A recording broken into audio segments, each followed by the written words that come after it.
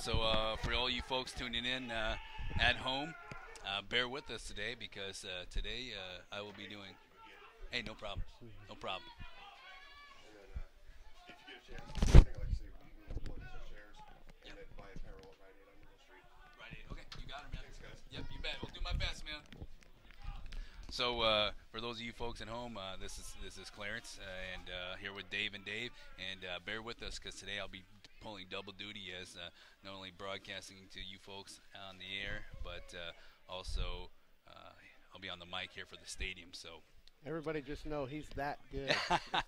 we'll see if I can pull off the double duty here. I'll do my best. Number 47 is Deshaun. Deshaun, okay. And Brandon Tex is number 81. Tex, okay. Tex is 81. Okay, gotcha. Looks like the Bearcats are going to be kicking off tonight. Bulldogs in receiving. Bulldogs made and the Bearcats are pretty set long to kick trip off down here from Bellingham, so.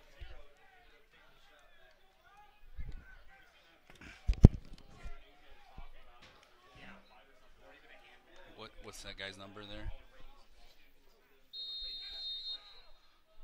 2, number 21.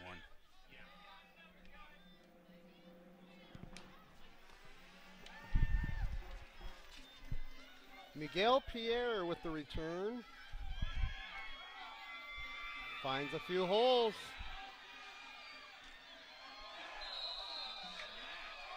Hit hard by Vincent McCrory. Looked like he was going to have a little bit of running room there. Vincent McCrory and the kicker wasn't there to stop 47-yard line. them.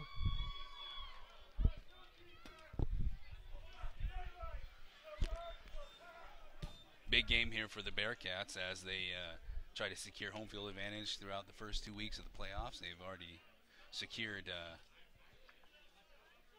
at least a share for first place in the North Division here. And the Bulldogs can cause a three-way tie in the league with a win here today. So the Bulldogs will come out in the shotgun formation. 2 wide receivers to the right, 1 to the left. Running backs flanking quarterback on either side. Now they bring a guy in motion. It's going to be an inside handoff to the Joel Brown there with the tackle. Tackled by number 44, Joel Brown. Looks like a pickup of about 5.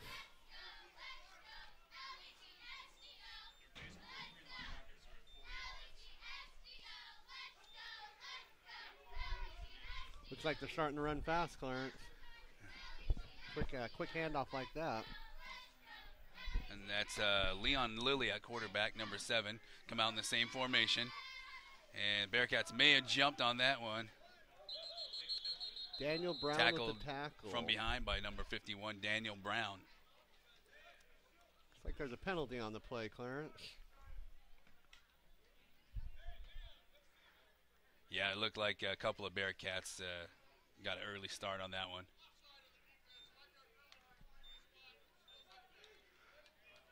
Offside on the defense makes it 2nd down and 2 yards. The defense is going to have to come up strong here. If they want to stop the run here, they only got 2 yards to go. And historically, the Bearcats have had a little trouble on the first drive. They're traditionally slow starters. This time we got 2 wide receivers to the left, 1 to the right. And it's a bad snap. Quarterback's able to come up with it. He passes downfield, and it's pass broken up. Pass broken up by number 21, Jake Early. Pulled a little tip drill there. It looked like the receiver was almost there to get that ball when it was tipped up in the air, but luckily it came down and hit some grass there. There was a bunch of guys down there. Yeah, there was. And it almost looked like the quarterback just kind of threw it up. Leon Lilly had defenders on both sides of him. He just had to get rid of it in a hurry. Yeah, that was a bad snap, but he was lucky that he had that much time. Yeah.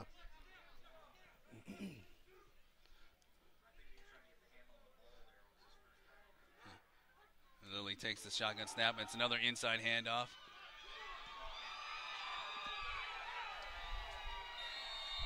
Brett Hall. Touchdown, Bulldogs, number 42, Brett Hall. You know, the Bearcats are going to have to do something to stop that run. I mean, they come right out and, you know, run three running plays right off the bat and get a touchdown right off the bat. Right up the middle, too, right? Up they went right at the Bearcats and bread and butter.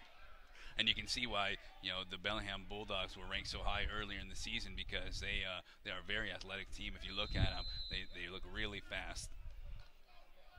Yeah. Leon Lilly came through there in a hurry. Brett Hall. Or Brett Hall, sorry about that, guys.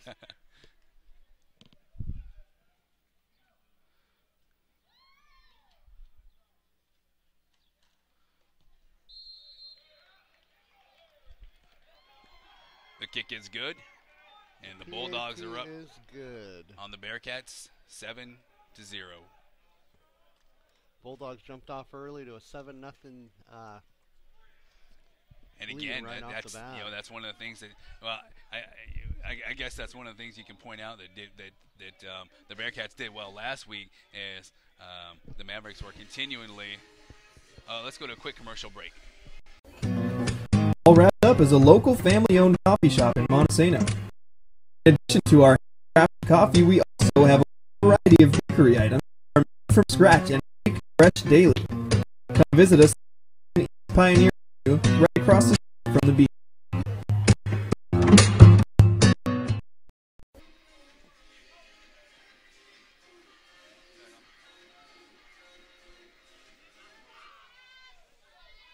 What's that kid's number there?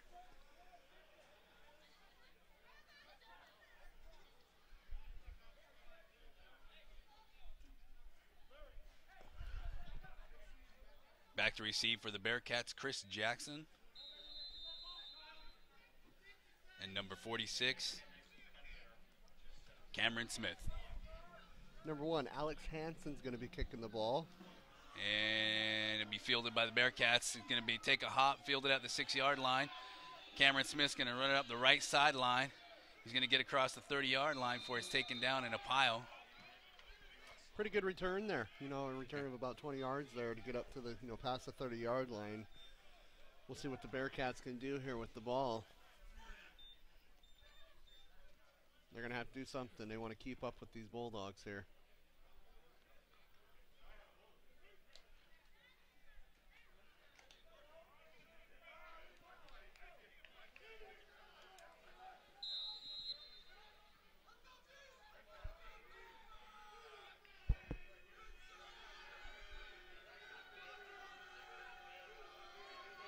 And it'll be Jeff Gates in the backfield with Jack Traxel.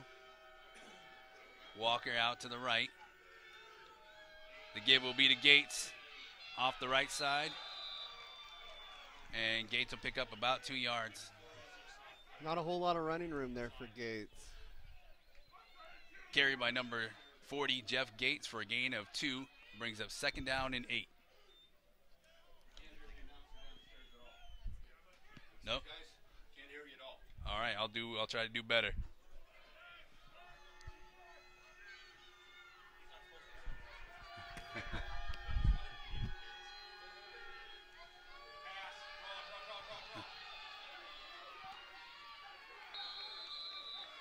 Good run by Jeff Gates there. A pickup of about 4 yards, it looks like. I think that's what Pickup of about 5 by Jeff Gates. And you know, Clarence, I think that's what they're going to have to do is they're going to have to start opening up holes and let Gates run the ball. Or, you know, they had a lot of passing, you know, success last game against the Yakima team, and we'll see if they go back to doing that too. And look at this. They go with the empty backfield. They've got all their wide receivers on the field now. It's going to be a quick slant. Chris Cook comes up. Pass intended for Christopher Cook. Falls incomplete. That'll bring up 4th down and 4. It almost looks like Chris Cook is hurt. He dropped down to his knees. Yeah, he got popped after the play there. I think that's one of the reasons why he might have missed that ball. He felt the presence and he knew that it was coming, and I think he just took his eyes off the ball for a split second and wasn't able to take the ball into his gut.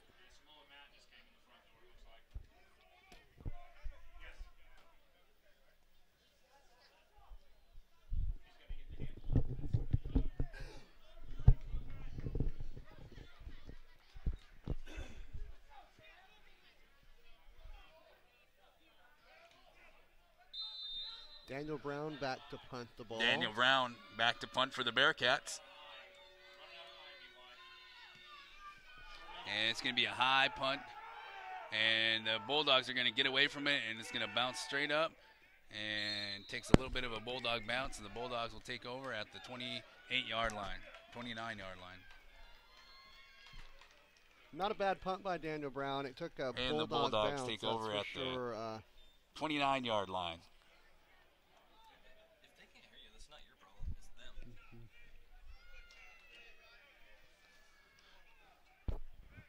So they're able to move the ball to the Bulldog half of the field. Let's see if that Bearcat defense can stiffen up. I see Big Matt Brown in there, have defensive tackle now. Strozik at the wide side defensive end. Lilly takes a snap, floats a pass out. Incomplete pass. Ball was thrown to number 4, Nicholas Gavigan. Gavigan wasn't Incomplete able pass. to come up with Pass it. is intended for number 4, Nicholas Gavigan. It looked like the ball was thrown a little bit short, and Gavigan And kind it of floated. It just kind of floated did. out there, too. I'm sure Gavigan was worried about getting popped. You know, Yeah. whenever you're a wide receiver and whenever you're out there and you see a ball floating to you like that, you're worried that the defense is going to catch up to you. Yeah, and number 2, Jerry Mancuso was looking at him dead in the face, too. So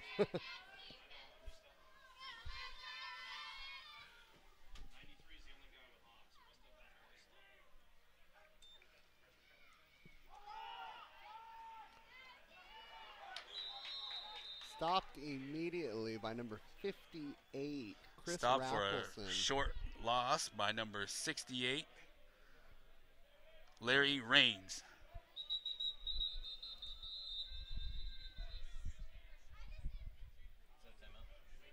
Yep, and we'll go to a quick commercial break. You probably know Baskin-Robbins for having a large selection of flavors of ice cream. But we also have drinks and kinds of ice cream cakes for any age. Hometown-friendly Baskin-Robbins is conveniently located across the street from Walmart. Stop by and visit us today. Can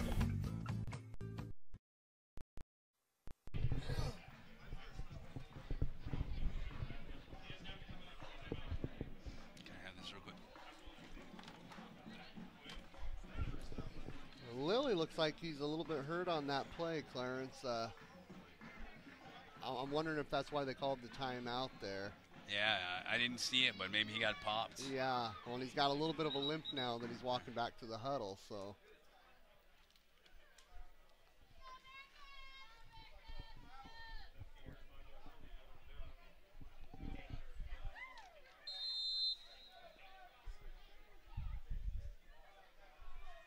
We got 3rd down and 11.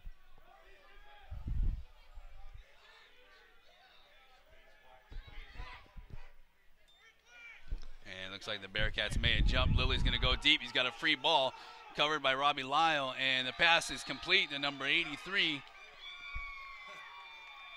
Toby Syme. Pass is complete to number 83, Toby Syme. And that's too bad for the Bearcats. I mean, he pretty much just threw that ball up for the free play, and he had a free was play. able to connect with it. Even with the defense right in his face, he was still able to come down with that ball.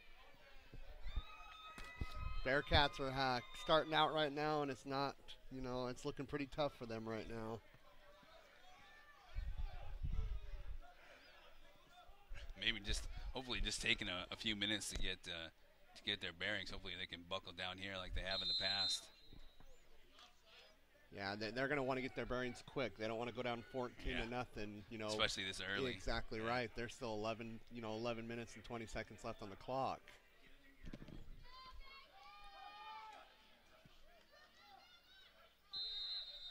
Brought down by 3 Bearcats. Taken down by a host of Bearcats. And we got a flag on the play. I wonder if I noticed on the last play there was some mouth jarring going on after the play. So I'm wondering if the referee's starting to take control of that. Yeah, it's been a little chippy so far. Yeah, it has been.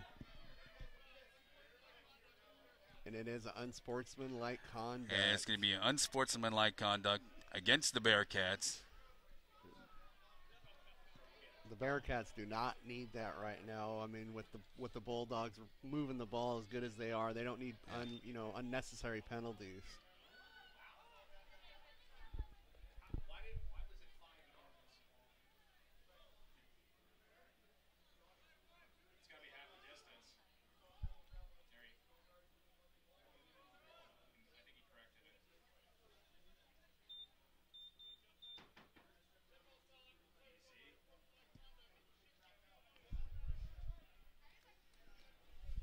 That brings up first down and 10 from the 14-yard line.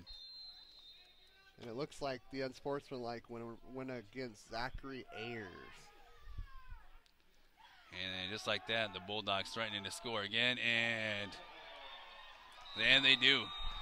A big score by Miguel Pierre. Touchdown, number 21, Miguel Pierre. Bulldogs will line up for the extra point. And the Bearcats go down quick, 13-0 with 10 minutes and 52 seconds left.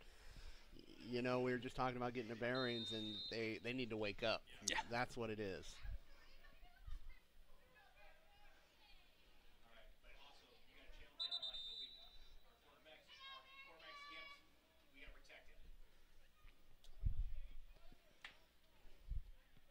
Number 1, Alex Hansen in to kick again for the PAT.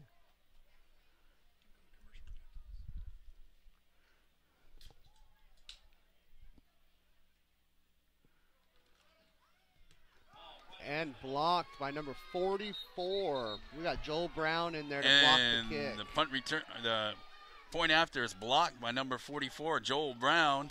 It makes the score 13-0. And you know, maybe that'll give them a little bit of confidence here on this next offensive drive. Give them something to get fired up about. Yeah. I mean, that'll fire you up. Are you looking for fun summer activity?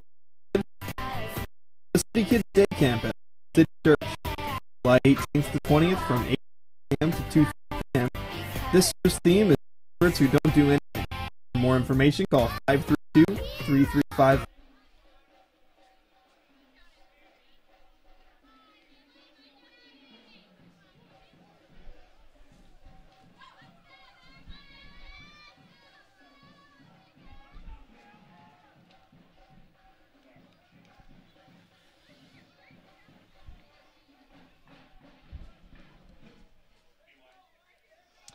Deep to receive for the Bearcats, number 46, Cameron Smith, and number 83, Chris Jackson. We'll see what Cameron Smith or Chris Jackson can do with this here. Both fast guys. If they can get a seam, get something going here for the Bearcats. And it'll be to the right side to Cameron Smith again. He's got a couple of blockers, and he'll be up near the 30-yard line. Looks like right about the 29-yard line is where Cameron Smith made it to. We'll see what the Bearcats can do with this offensive drive now. And they, you know, the last drive, they weren't really able to open themselves up and get themselves going. So,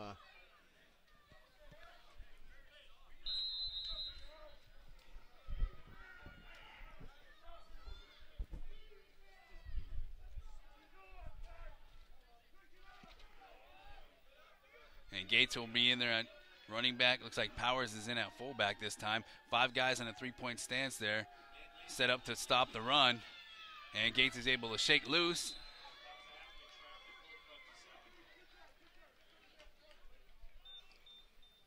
Looks like a pickup of 3 to 4 yard lines. 3 Jeff yards. Gates on the carry, pickup of 3 yards.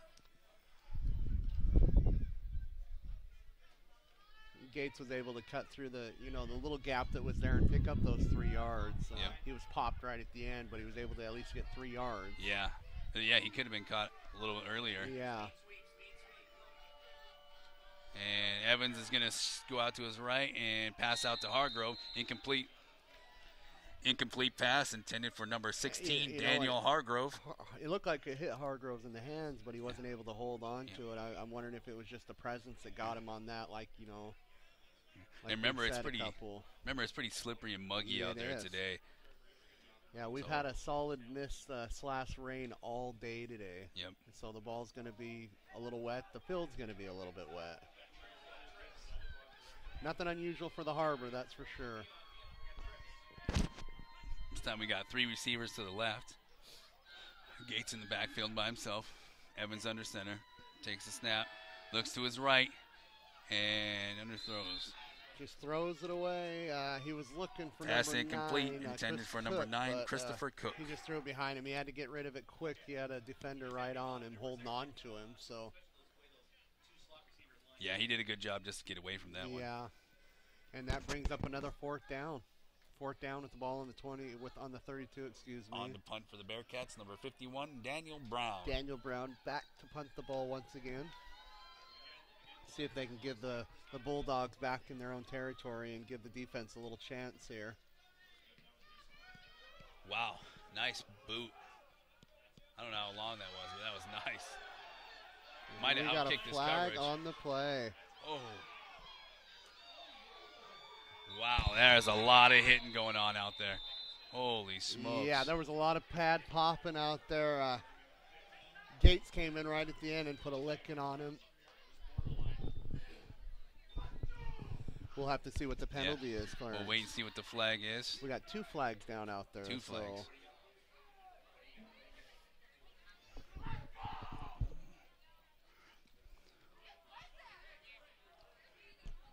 And the Bulldogs almost act like it's against them because they're moving Yeah. back. So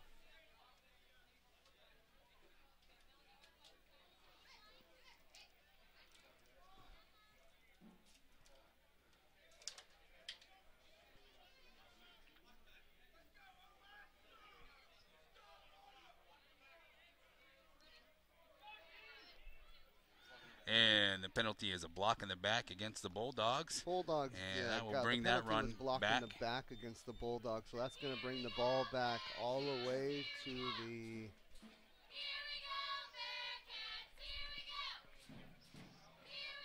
The 19-yard line, so that was a great punt by Daniel Yeah, it Brown. was. Holy smokes, a beautiful spiral. Yeah, I nice thought he tight almost spiral. outkicked his coverage there. I did too. So the Bulldogs have their work cut out for them right at the 19-yard line. And we're still early in the first quarter. Yeah, we barely have 5 minutes ticked off this game. Oh, and Joel Brown tries to time the snap and mistimes it. Goes on the hard count. And that's, you know, that's another unnecessary penalty. I know he was Yep. trying to get in there quick, but now that's just going to move him up 5 yards Yeah. to the 24-yard line. And you've already got him pinned back. Don't gamble. Make Yeah. him earn it at this point. Make him earn everything.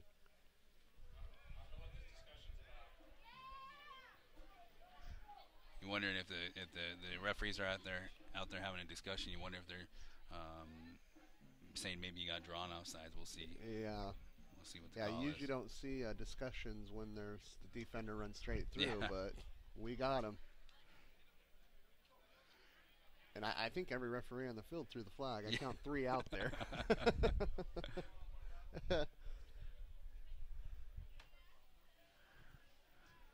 And still waiting for the call.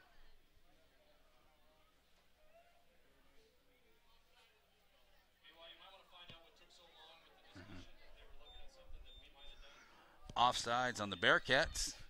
And it is going to be an offside. That'll on be the first down and Bearcats. 5 yards for the That'll be a Bulldogs. 5-yard penalty. First down and 5 on the 24-yard line with 9:45 left on the clock. Bulldogs lead 13-0.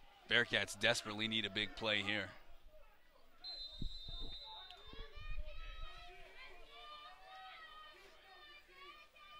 And it's going to be an inside handoff. Taken down by Jerry Mancuso. And then we got another flag down on the play, Clarence. Taken down by number 2, Jerry Mancuso, and another flag on the play. Well, and this time the flag's thrown all the way up at the 38-yard line. Horse collar, so, possibly? It could be. And that's what it is. We got a personal foul, horse collar tackle. Wow. You know, you used to be able to get away with that Personal a long time foul ago, but this last against few the years, Bearcats. they've stopped that horse collar tackle. And usually a defender, they're grabbing for anything they can Yeah, grab onto. that's right. Yeah, it's tough to. No one does that on purpose. I don't think. You're just at that point. Usually the guys by you, and you're just grasping for something. And that's a 15-yard penalty, and that's going to move them all the way up to the 42-yard So line. without the benefit of even having to run a real play, they've gone from the 19 to the 42. The Bearcats defense cannot be happy with themselves right now. I can't imagine. Lilly takes the shotgun snap, looks to his right. He's got a man in. And he's upended by number 1 and number Tackled 51, after a gain of Robbie 3 by Lyle, and Daniel Brown. Was number there to 1, finish Robbie it Lyle, off. and number 51, Daniel Brown. But he was still able to pick up 4 yards on the play. 3.5, I'll say.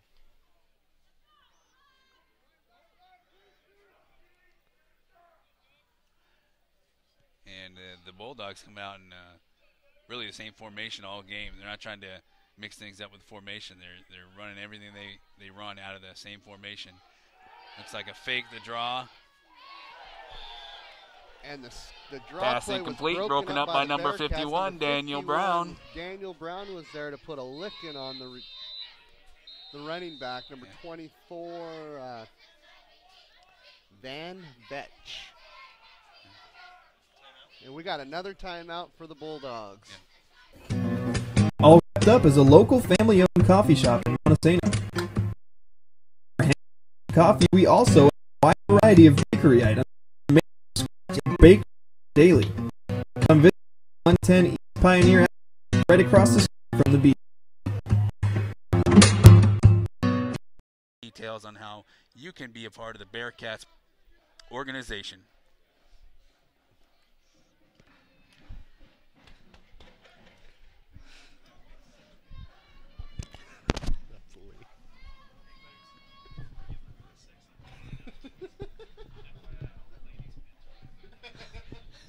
I feel the moisture.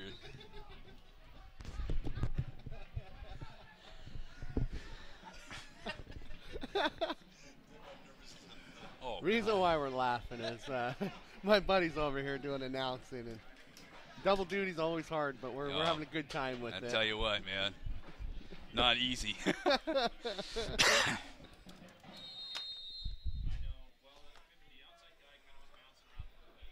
Third down and 7 on the 45-yard line for the Bulldogs. And Lilly pump fakes, pumps again, goes deep. It's a wobbly pass.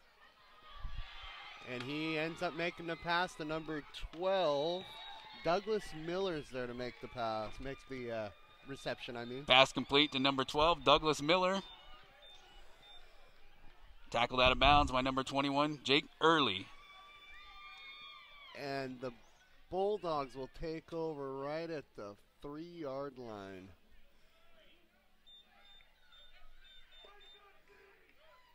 I don't know what the defense is going to have to do. I mean, you know. And that was a wobbly pass, It too. was.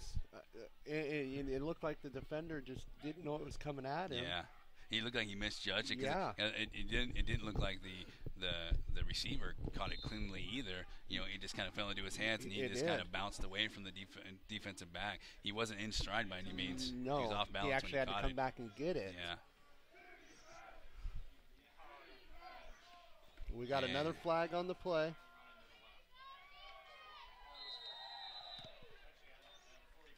And we got a touchdown by number 42. Touchdown Bulldogs. Flag on Brett the play. Hall, but we have a flag on the play. It looked like we had a Bearcats offsides, but we'll see if the Bulldogs maybe made them jump. Looks like they jumped. Yeah, looks like they jumped again. The Bearcat defense eager to get something going on. They are. And it is. The penalty is declined. It is against the Bearcats, and we got another touchdown by the Bulldogs. We are now at 19-0. Penalty with declined. 8 minutes Touchdown left in stands. the first quarter. And I can't say this again. I mean, we're early in the first quarter. Yeah, we're not even halfway through And the we're first at, quarter. you know, with this PAT, if they make this PAT, we're at 20-0. Yeah, this looks like it's starting to look like an 8-man game here. Yeah, it does. it does. And the Bulldogs are able to throw to the receivers that are only, you know, single covered. And they're making, they're making the pass receptions. And the Bulldogs going to go for 2. And complete. And we have a flag on the play. 2-point conversion is good. Flag on the play. It looked like number 1, Robbie Lyle, was there, and it looked like he was pointing like it might have been against the receiver. Looked like it might have been a push-off. 83. Yeah, it looked like it might have been a push-off by 83, Toby Syme.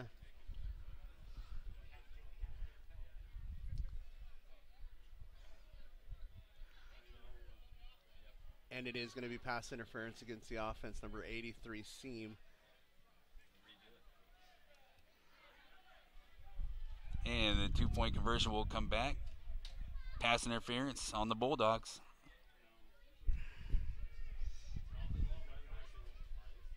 And so we're going to see what the Bulldogs do here, if they go for a kick or go for 2 again. I mean, yeah, I think I go for just take the point here. From this far out, and right now we're looking at looks like that's what they're going to do. Yeah.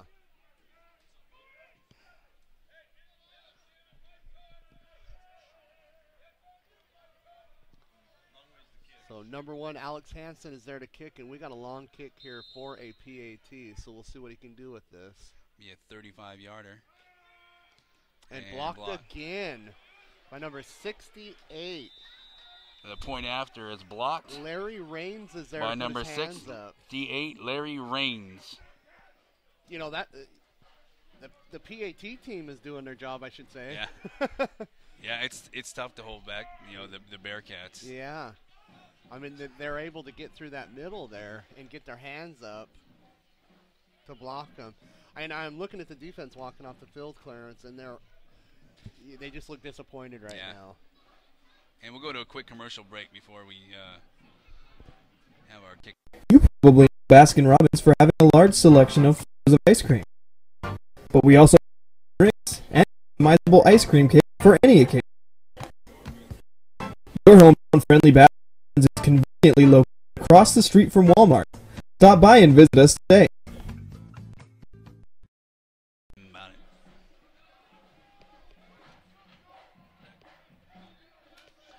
Deep to receive for the Bearcats, number 83, Chris Jackson, number 46, Cameron Smith. And we got Cameron Smith and Chris Jackson. We got them switching spots this time. Looks like they want to get the ball maybe into Chris Jackson's hands this time. And we got a short kick.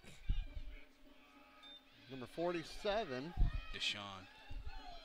Deshaun is there to get it, and he's taken back to about the 29-30-yard line.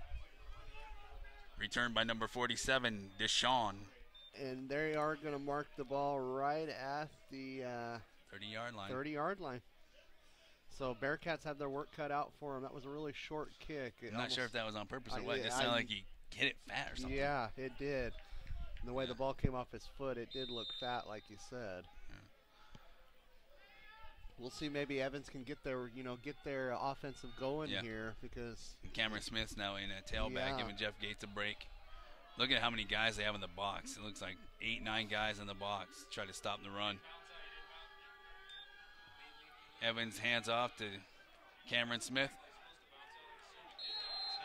And he's able to pick up, it looks like a gain of 10 yards, 9 or 10 yards, maybe for the first down.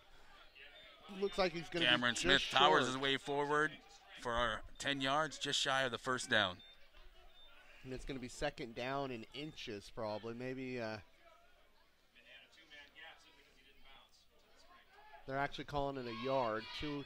Second down and 1 with 7:20 to go in the first quarter. And they bring in Traxel here at fullback.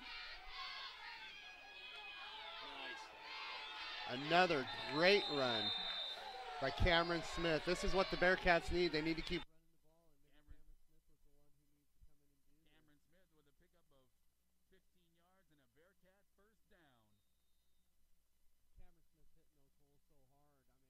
even when the defender got to him, he put a licking on him. Yeah, he did. I mean, he was almost looking for contact. After he came out of contact, he was looking for more contact.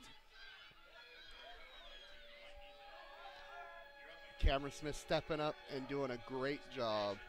Is that Traxel in at fullback there? No, it's Powers in at fullback. The give is to Smith again. Looks like he got no yards on that run. Cameron Smith stopped A whole at the slew line of of scrimmage Bulldogs for was there no to be gain. able to take him down there. He was hit immediately and taken down Yeah. without any gain. He tried to battle. He stayed up for a while, Yeah. but just couldn't get anything out of it. And it looks like the ball's on 45, 44 and a half maybe.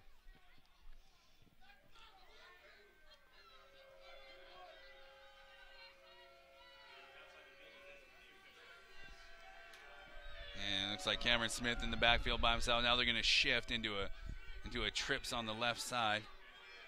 Walker by himself on the right. Evans drops back, and he's hit and dropped immediately.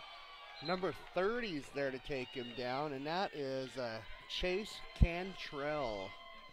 Cantrell was there to Tackled by number 30, put Chase his hands on him, Cantrell. take him down right at the 50-yard line, just shy of the 50, over on the other side of the 50-yard line. And so now we got a 3rd down and 15 situation with 5 minutes and 30 seconds and counting. They're going to have to go to the air. Yeah, they are.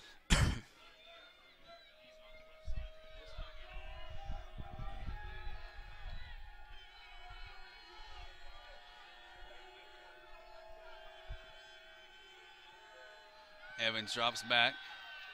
He looks to his right. He's looking for Walker. It looked like his arm was hit when he went.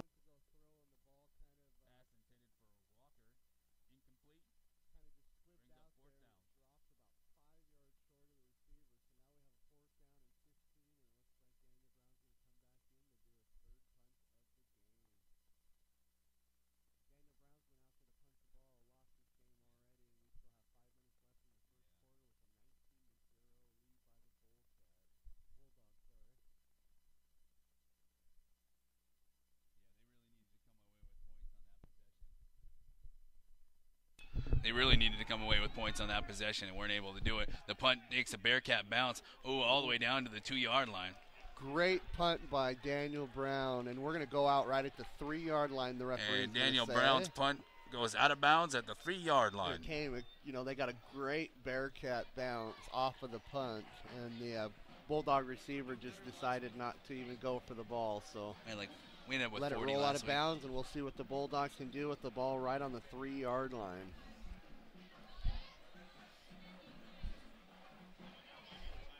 And the way that drive started out, it looked so promising with Cameron Smith coming in there and running the ball like he did. Mm-hmm. Just not able to get that pass game going. No. And with the 8-9 guys in the box that the Bulldogs are bringing, they're bringing the pressure on Evans when they try to pass too. So yeah.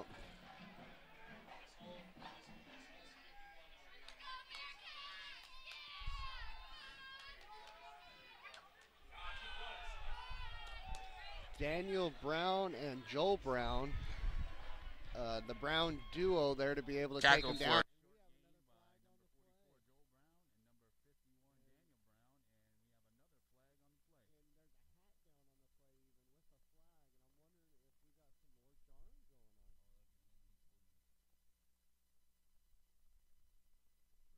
Referee's holding his nose. Maybe he got run into. I don't know. Looks like he possibly might have gotten run into. Yeah, he threw his hat off. He threw the flag and then threw his hat off. And we'll see what the flag is here. The referee comes over to talk to the coaching staff.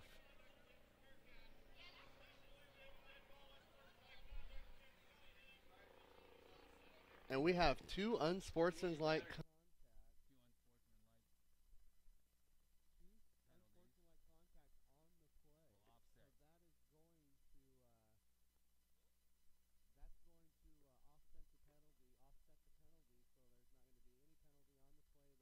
second down and 7 and 8 to go. Ball on the 5-yard line with 4 minutes 44 seconds left in this first quarter.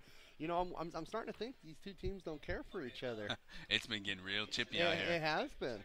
We're talking about first place on the line here.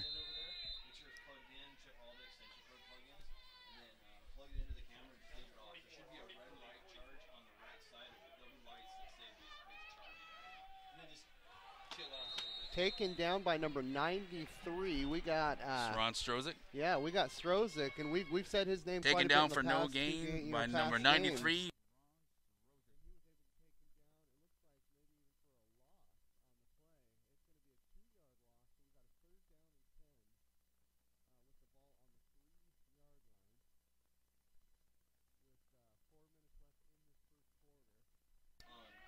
That was a big play by That was. Ron.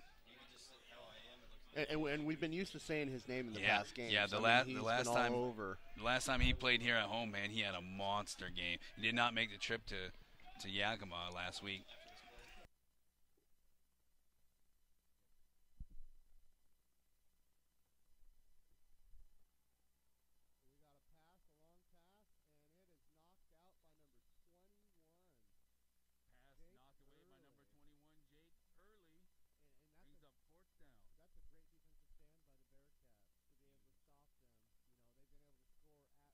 The Bearcats, and to be able to stop that is huge, It's huge for the Bearcats. And number 4, Nicholas Gavigan, he actually caught that ball. Yeah, he did. And early came in from the safety position to knock it away after the ball was in his hands. What a great heads-up play by Early. To be able to still be in mindset to be able to put your hands in there, knock that ball away, because that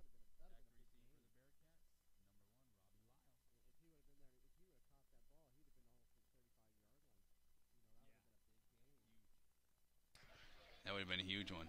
And the punt is nearly blocked. And we got a horrible punt, and it looks like it's going to go out of bounds right at the 20. See where the referee finally puts it. Right at the 28-yard line. So the Bearcats have great field position, and let's see if we can get it in the in the end zone here. Wow. With 3 minutes 31.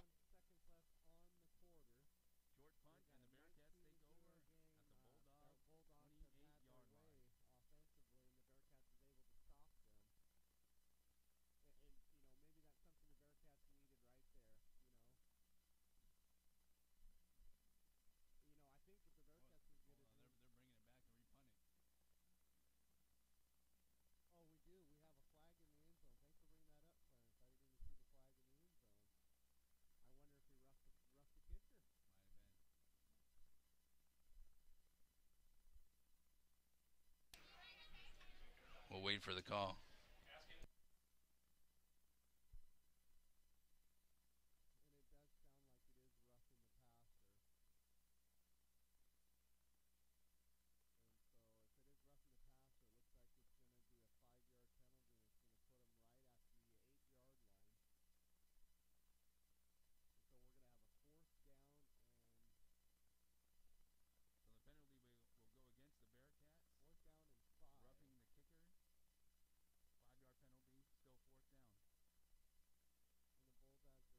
Bulldogs are still going to punt the ball out of it, but they're going to have a little more room to be able to work with now.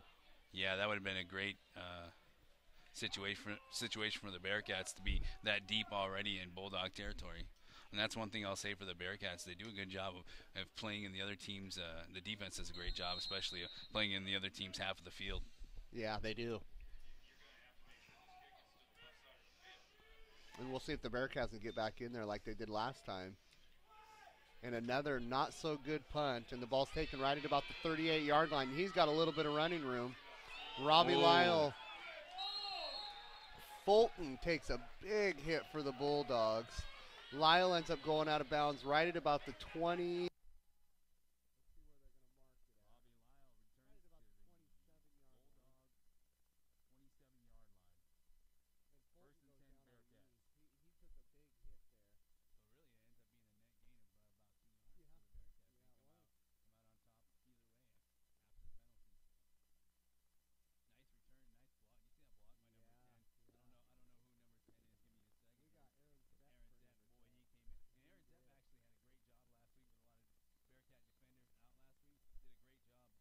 Did a great job coming in and playing really well.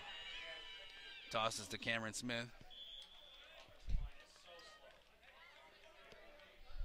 Cameron Smith on the carry, a pickup of about 1. It looks like Cameron Smith was able to pick up a 1-yard gain there. So we got a second down with 9 to go. Ball on the 26-yard line with 3 minutes and counting. Yeah. And Powers comes in at fullback now.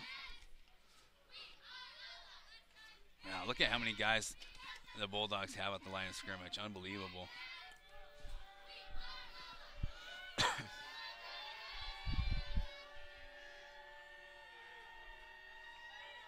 And he tries to go over the top. And he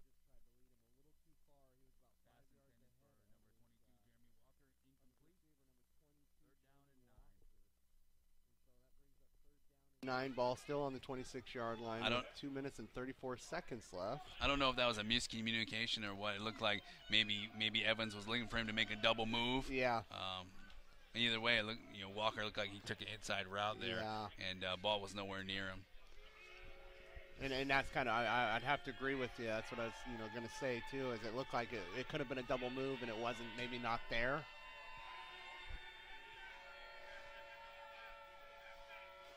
Evans drops back. He looks to his left again. This time he's got Joseph Winther. And it looks like Winther's there to pick up the first down. The ball's going to be right on the 14-yard line. Pass complete to number 7, Joe Winther, for Bearcat first down. And Winther was there to be able to get on the on the passing side of the Yeah. ball there in front of the defenders. And he knew how important that pass was, or that play was, because he really made sure he secured the ball before he made a move. And I think and he felt the presence of the defense there, and he was able to tuck the ball in and kind of drive his legs to get the 2 yards that he needed. And this time it's Vincent McCrory. And we haven't said his name a whole lot from the running back For a couple weeks, not standpoint. for about 3 or 4 weeks. He was out injured for a couple weeks. Yeah, his shoulder was out. He dislocated his shoulder, and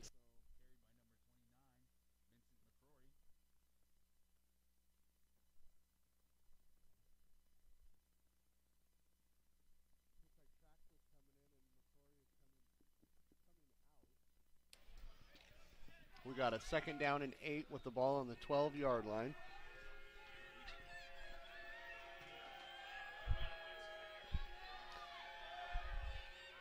Traxel in the backfield by himself. Evans is able to get rid of the ball.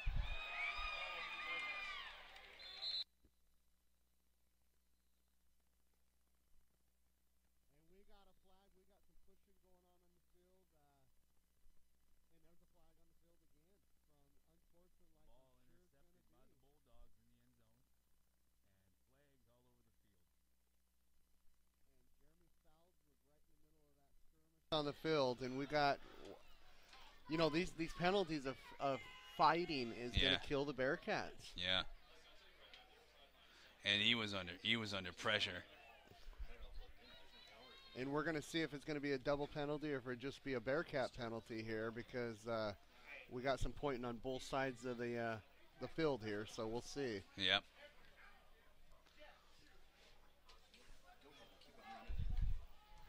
Okay, you take over that. No way, man. Give me that. You want it?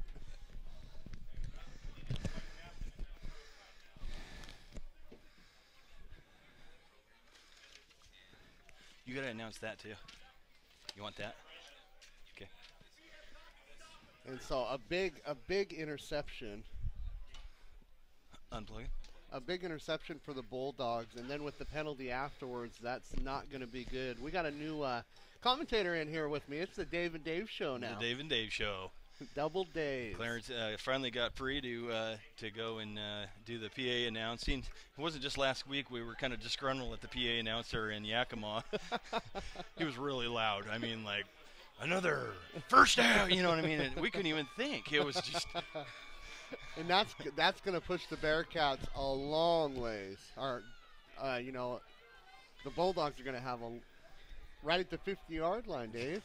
I missed that whole play because I was scrambling around trying to figure out a camera. But we had a little skirmish again from the Bearcats, and the Bearcats got hit big with the penalty, and the Bulldogs start off right at the 50-yard line, and that's not good, especially when they're down 19-0 with a minute and a half left in the first quarter. Yep, when you're upset like this and you do things like unsportsmanlike conduct, you have to question where your head is. Yeah. And there seems to be progressing a little bit. I think the Bearcats need to maybe take a timeout and say, you know what? And that's what I'm thinking. Yeah, because, I mean, when they were coming off the field, Bearcats were throwing their helmets on the sidelines and the whole 9 yards, and that's not that's not good. The second good. your mind's out of the game, it's And we've got a run straight up the middle by number 42, Brett Hall. And Brett Hall came up big with a big run last two possessions ago. So it looks like they're going to go right back to him and see what he can do again. And he got a 4-yard gain there. for the Bulldogs. And the clock is still running with almost a minute down. My next one's that one. So I'll do the voice. We got 2nd down and 6 with the ball on the 46-yard line. Nice. And big hit by Daniel Brown. Daniel Brown's able to take down number 24. And that is Van Veach for the Bulldogs. He was hit immediately by Dan Brown. Dan Brown's the kind of guy you just don't want to meet in an alley when it's dark out. No, and I'm glad I'm good friends with the guy.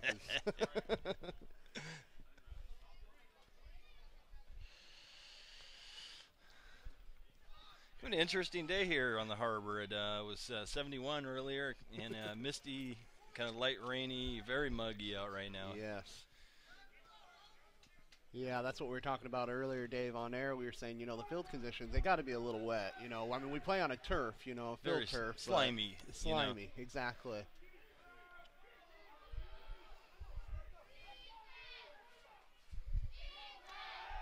Number 7 goes back. That's a and we draw got a right there. penalty on the play Incomplete. again.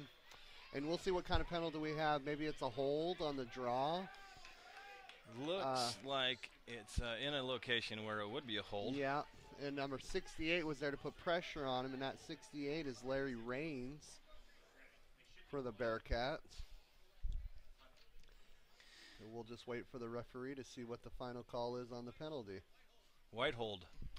We do have a holding penalty against the Bulldogs. And penalty goes against number 78, Aaron Erickson. 4th down now.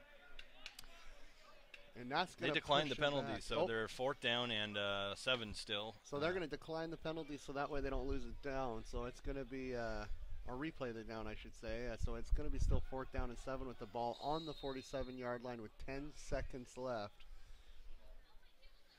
Bearcats got to put it in gear. They do. They got to wake up, Dave. Hopefully this quarter will get them going in the right direction. Quarter change, and maybe it's just the direction the field they're going. It Who is, knows? You yeah. know, That's good hope. excuse. That's hope. Yeah. Just attitude change, facing And the other Sean way. Crawford is there to kick. And we look like we got a penalty because they did come up to the line for 12 people on the field. I don't think that's what they're talking about when they said the 12th man. Yep. They just brought the fan on the field. They did. That'll move them back to 4 and yeah, so that's going to move them back 4th and 12. 5 yards to 4th down and 12 on the 48-yard line. Crawford's going to go back to kick again.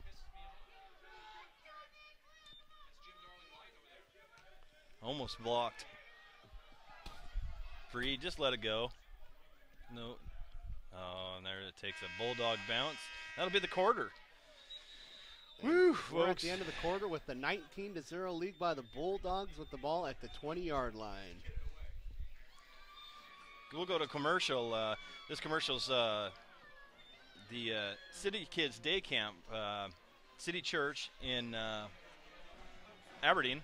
Anyhow, sponsors us this week, and so I'll pass this message on to you.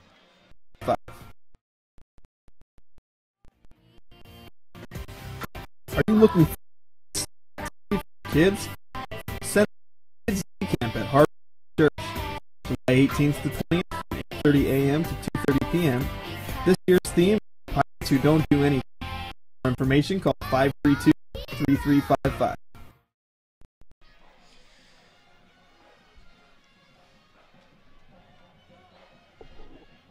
Live from Stewart Field here in Aberdeen, Washington. This is GHWEBTV.com. Special thanks to the Dave to the left and Clarence now doing the PA. And our main man, Neil Durkin, on the cameras. Neil Durkin was down at ground level doing the camera from the end zone, and that camera is since it's charging now. For some reason we couldn't get power to the camera and it ran out of battery.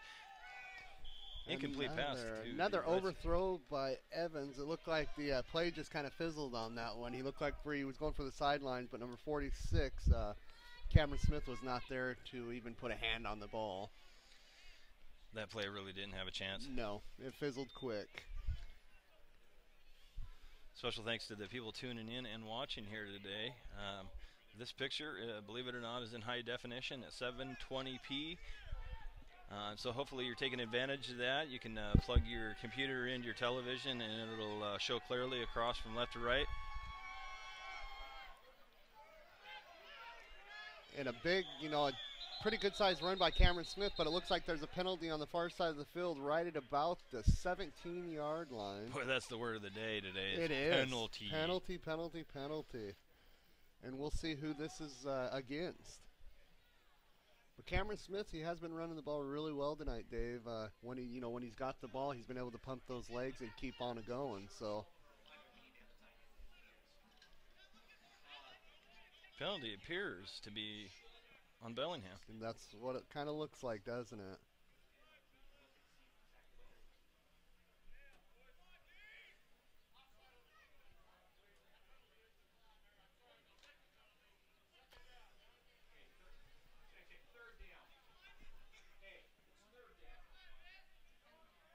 And we have a penalty, and it's going to be offsides on the defense. And so we're going to replay second down. Second down and 5, ball on the 25-yard line. He's got split backs. Cameron Smith comes around this right side, and he's taken down by number 2 of the Bulldogs. Looks like he's going to come up about a yard short. And he is going to come about a yard short right at the 9-yard line, and he needs to reach the, or 19 yards, sorry. And he needs 29-yard line. Sorry, guys.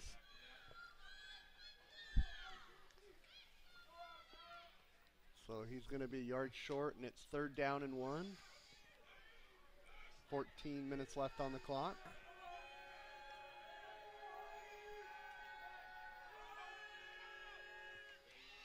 They go back to Cameron Smith again, and he's able to bust through the middle and still pushing his way up to about the 37-yard line. Big runs by Cameron Smith today. Yeah, he's definitely filling in. And he is. Running back slot there. Maybe they didn't anticipate that Grays Harbor had a couple of good running backs. Yeah. We got a referee timeout here. And the Bearcats do. They have three running backs they can choose from. They have, Cameron Smith, they have Gates, and they have Vincent McCrory, even though Vincent McCrory hasn't been doing the run game for a while, but he is starting to get some playing time in the running back slot. And the ball is going to be placed right at the 37-yard line, so it's 1st down from the 37.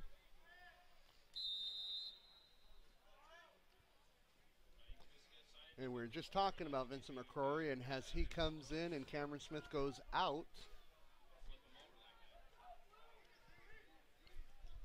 and Traxel stays in at fullback.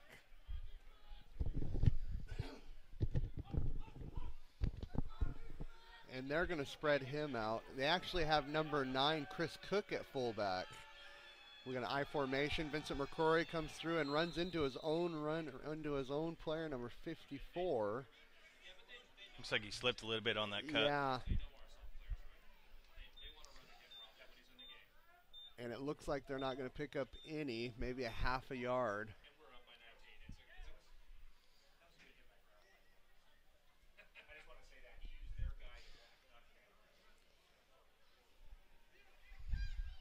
And it looks like the Bearcats are trying to do anything they can to get this game going. They just went into the I formation, which they've been using, the split backs, so. Right. Run a little bit of power offense. Yeah, and now they go to a single back. Vincent McCrory's in the back with Cook on the, and they go with a long pass to number 22, and he comes up with a big pass right at about the 30-yard line. Nice. Great pass by by Evans, the number 22, Jeremy Walker. And Jeremy Walker was able to come up with that ball, to be able to turn around, find the ball, and catch it. It was a big play for him.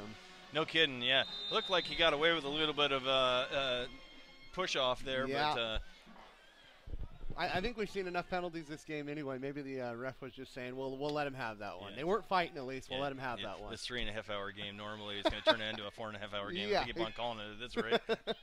I'll have to restart my save my files at least Yeah. 3 times. We go with the I formation, and they give it to Vincent McCrory, and he looks for any kind of hole he can get, and he's bottled up by number 97, Eric Pittner. And then Eric Pittner had about 4 of his own Bulldogs come in and help him take Vincent McCrory down. Yeah, he was hit pretty hard. It doesn't look like the Bearcats' offensive line is they're accomplishing their block like they did last week. Hey, I've noticed something about the Bearcats tonight, Dave, and I don't want to make anybody mad, but they look slow tonight. Yeah, maybe a little bit sluggish. You know, Yeah. I was feeling sluggish before the game. Yeah. I can just imagine playing a football game. Yeah. Something's Hats off to them for sure. something's got to happen. Second down and 11, ball on the 31, and he comes back to pass, and he throws it short to number 9, Chris Cook. And the bad thing about that is Chris Cook was open. Yeah, he was open, just throwing it at his feet. Yeah. And Evans has been pressured all game. When he's gone back to pass, he's been pressured every time he's gone back, and that's got to be running through his mind.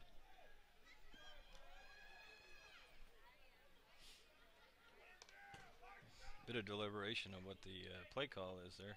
Yeah. We'll see what kind of offense we run. And we got Cameron Smith back in as a single back. We got 2 wide on the left, 1 on the right. 3rd down and 11. We're going with the 3-man front on the side. And pressured again and has to throw it out right about the 19-yard line with nothing there to go to. It looked like he was looking towards number 7, Joseph Winther. And there was just nothing there. Oh, that's And his it looks like they're going to keep their offense in the game. Nope, they're going to go ahead and do the PAT. And number 18, Jaden Carasino, and he's got a foot on him. Carasino does. So. Yeah, he can boot it from a while. This looks like it's a right at about it's about a 42-yard. Is that what we're on the looking right at? hash mark. Boy, this Yeah. will be awesome if he can pound this in. Yeah, He's a lefty. it'd be a big. He comes a little bit short. Is it going to make it? Oh, And he does drains make it. And that's a Bearcats on the big- board. That's a 19-3. field goal. And we got a 19-3 ball game, and we always knew that Carasino had a big foot on him, and even with the bad snap, he was able to put that through. I mean, it barely went through, but we were watching him at the beginning of the game. Is that how you spell that? Yeah. Okay. And he was able to come in, at the beginning of the game while they were warming up, and he was kicking from the 50-yard line, and he made a couple from the 50-yard line. So we know Carasino has a foot. Bearcats 3, Bulldogs 19. 42-yard field goal. That is a pretty good boot. No kidding. 11:19 left in this quarter, second quarter. Sorry, I'm trying to type this and do this at the same time. And, the Bearcats are finally on the board now. That takes them. That's got to be a little bit of momentum That change, does. hitting from 42 yards. And that was a bad snap, too. Yeah. It just kind of It rolled to flopped. Yeah, it rolled to him. And the place person, what's his name? Escapes me right now. I wasn't even paying attention there, but Yeah, anyways, he was able to scoop that up, yeah, put it up on put it a up, point. and Carasino pounds it out for 42. Nothing but net. And Carasino's back to kick, and he kicks a nice one all the way Who's that back at to the the 4? 5-yard line. And he's got some room to run, and he's taken down by Joel Brown is there to take him down right at about the 25-yard line. Joel Brown came out of nowhere there. Yeah, that was a pretty good hit. Yeah, and it looked like he had a lot of running room there, but Joel Brown was able to come through and put a nice hit on him. We'll see what the Bearcats defense can do. The Bearcats defense has to step up again to be able to get the Bearcats offense back into this game. Yep. I have a feeling they got something going here.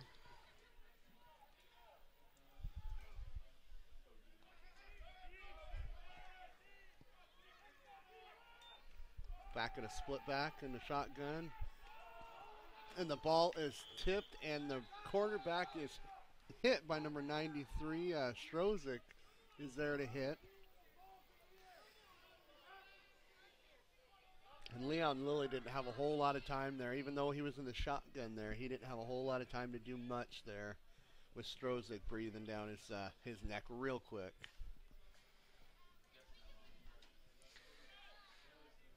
I agree with you. And it looks like the Bulldogs are going to keep the same offensive front. Lilly back in the shotgun position with 2 split. And he's back to pass. And he has, Nothing. and he just throws it out of bounds to number 4, Gav again. And that would have been a big pass, but he just threw it a little bit too far. And the Bearcats' defensive line and their linebackers are getting in to put on some pressure. Joel Brown was back in the backfield again to put pressure on Lilly. And then that's what they need to do. They need to get more pressure in that backfield to be able to stop that pass and that run. I agree. I agree. If they want to do anything to stop this Bulldog offense, the offense of the Bulldogs have been able to score pretty much at will. We got 11 minutes.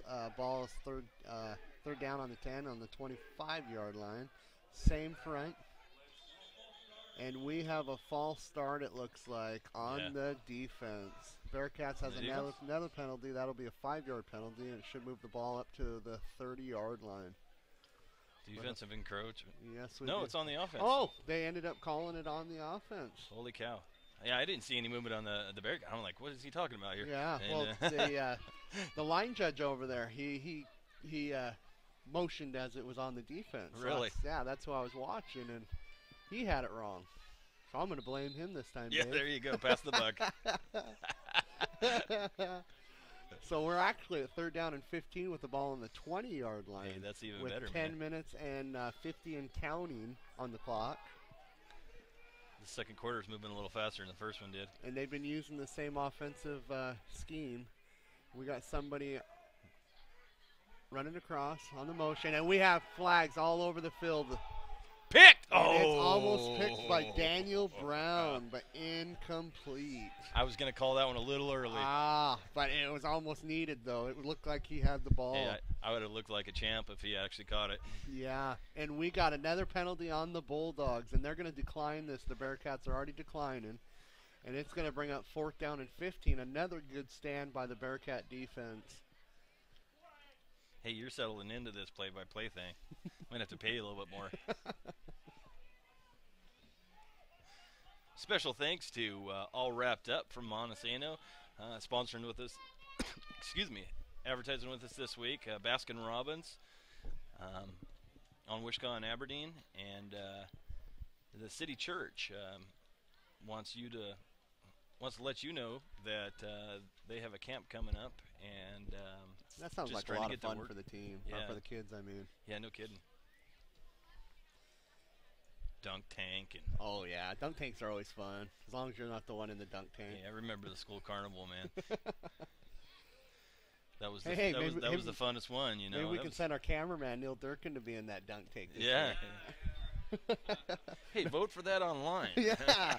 Number 15, Crawford, back to make the punt. The last couple punts Crawford has made has not been very in favor of the Bulldogs, I should say. And the penalty, our cameraman just told me, was an illegal shift on the Bulldogs.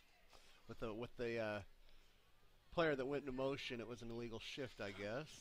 So they got 4th in about 2 miles. Yes, we do. They got the punt team out. Who we got back to receive? We got Robbie Lyle and number 81. He took it on us. He took the Clarence is over there hogging the roster. I'm gonna lower Clarence's pay and pay you more. Ask Jason who number 81 is.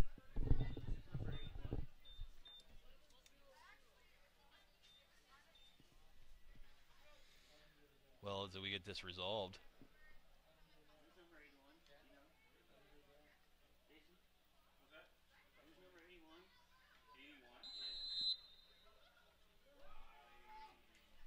'81 is Mr. Number 81. Yes, we're going to call him 81. Crawford back to punt and makes a decent punt right at about the 50-yard line. Good field position for the Bearcats yes, to start out. Yeah. I see this. And we got a flag back at the 21-yard line, Dave. What could this be? That looks like an offensive false start. And that's what it is. Good call, Dave. Yep. We got an offensive false start, which that's going to move them back even further, and they're going to go ahead and probably punt again. See, I don't know. I like this 50-yard line thing. That guy could all of a sudden punt down to the 5, if, you know. Yeah. And I would say take it right here, decline the penalty. We'll see what the But they're Bulldogs, gonna go back. and they are going to. They're going to repunt this ball. Roll that dice. And I'd have to agree with you on that, Dave. I mean, being at the 50-yard line, that's pretty good field position for the Bearcats. Our cameraman Neil is shaking his head. Yeah, he is. That's disappointment Neil's seen in the eyes enough of football Neil. games that. Hey man, in 8-man football, you just don't punt. Just go for it, even if you're on like the 5.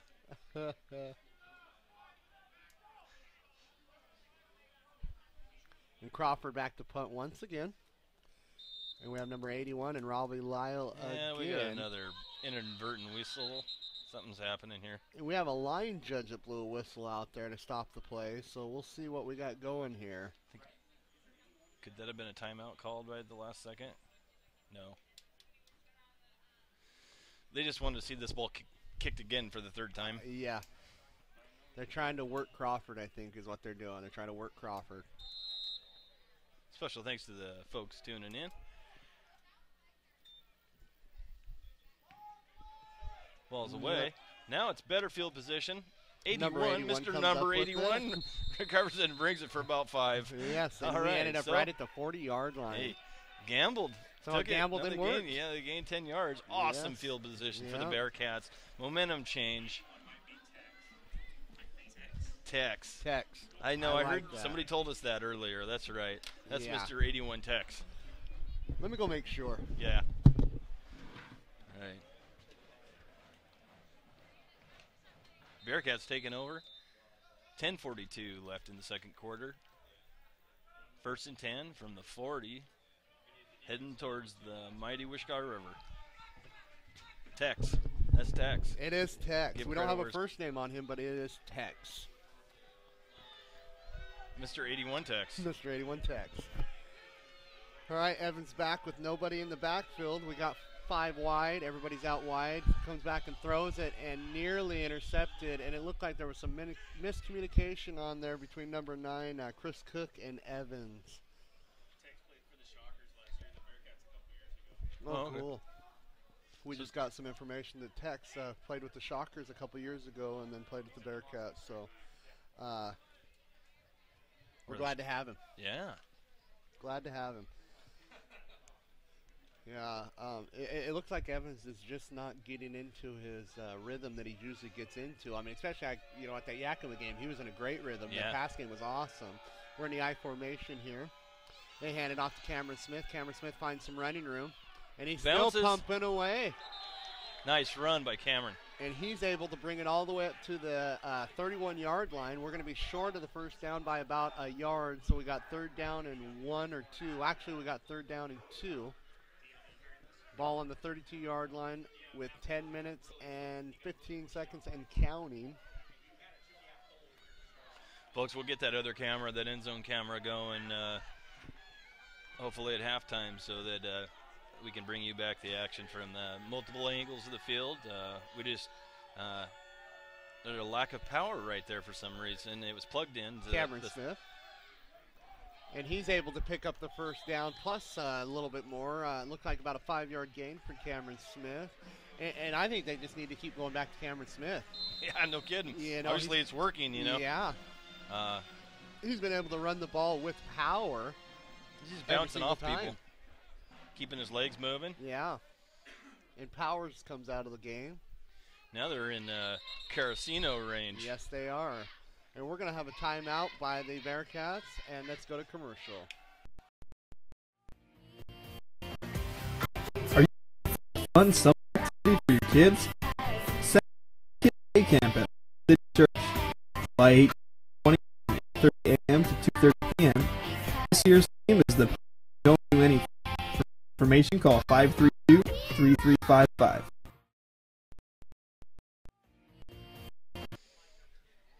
there's something wrong with that commercial. Very interesting.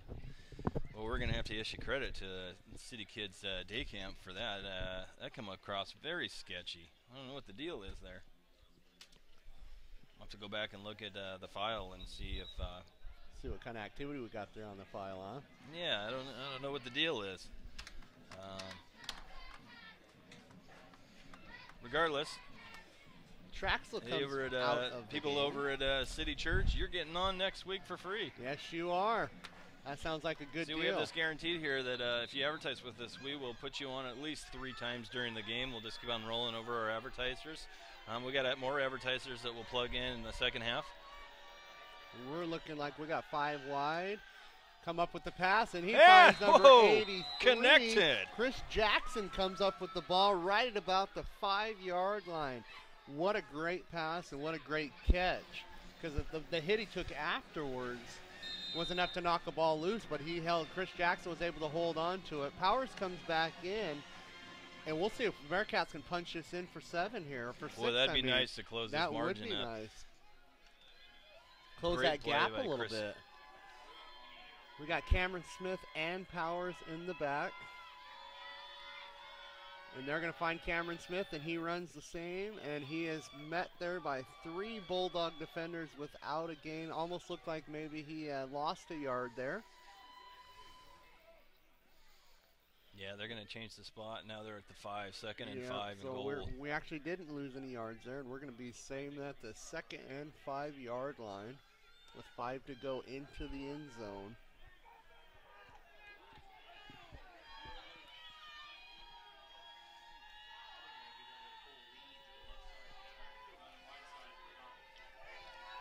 We got number 46, Cameron Smith, in the backfield by himself, and we look for a pass, and Evans comes up. And No! And it's picked off, and he's got a lot of running room. Evans the only one there that can stop him. Cameron Smith comes in to try to do something. He's unable Block to in do the it. back, right and there. There is the flags all over for a block in the back with a penalty. And that's harsh. That's going to bring that back Bulldogs. to the 30, and then they're going to Yes. count, what is that, a 10-yard infraction? Yes, it is. And So- they're going to be looking right at about the 40-yard line, which Bulldogs have to be furious with number 6. Number 6 is Fulton, who come up and push from the back when he had a Let's watch wide that open again. lane to go in the end zone on the interception. Right about now.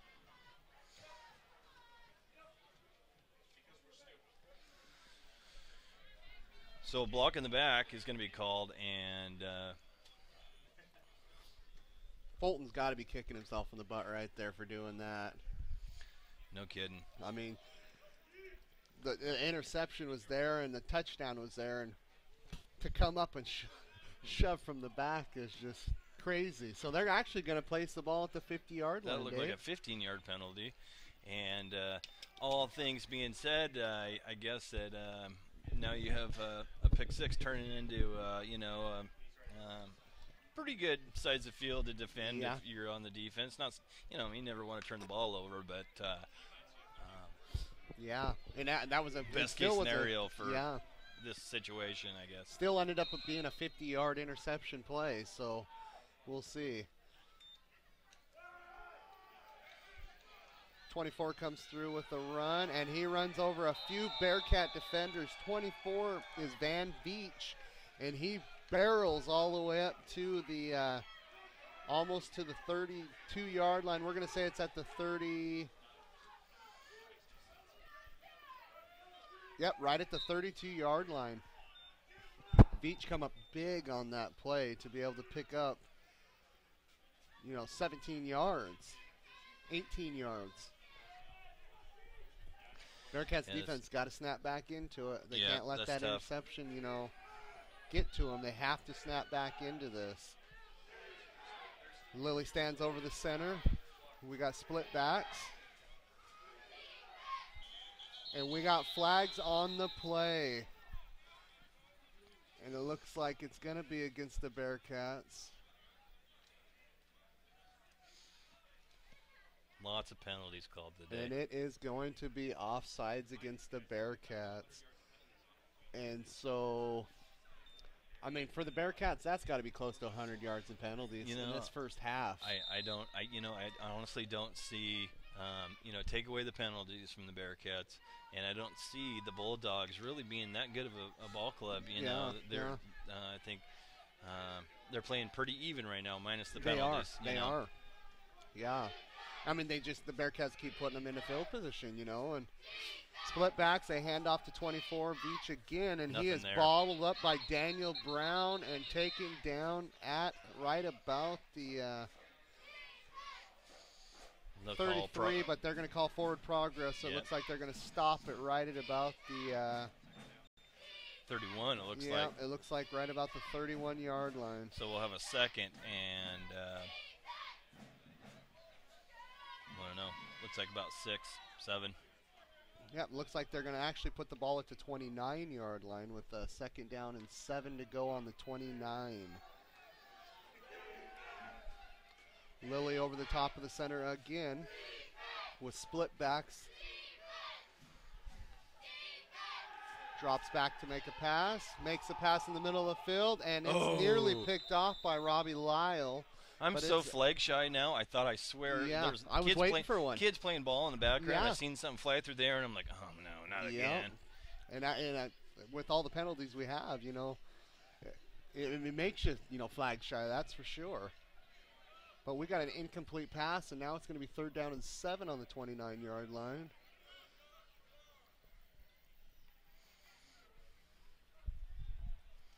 The Bulldogs have kind of had their way offensively, but it looks like the Bearcats are trying to make a stand here to try to at least stop them, to hold them. We haven't really seen their kicker make any field goal, so we don't really know what kind of foot he has on him. But we'll see what the Bearcats defense can do here against the Bulldogs. And we've got a shotgun formation. Lilly drops back, makes the pass to the right side. And he is out right at about the 27-yard line. Boy, that's close. They're going to mark it real close. They are. That'll be a 4th and inches. Actually, we're looking at the ball right now at about the 22-yard line is looking where they're going to. And we've got inches the referee is claiming. And so we got 4th down and inches with the ball on the 22-yard line with 6 minutes left in the second quarter. Bulldogs big stop right here. 19-3, looking to get in. The Bearcats are going to have to make a big stop here. T formation. Lily's in with split backs and T formation. They hand it off, and he is able to get his 2 yards. And we have a penalty flag down on the play. And we have a hat off also. The umpire was the one who made that call, and we have another one by the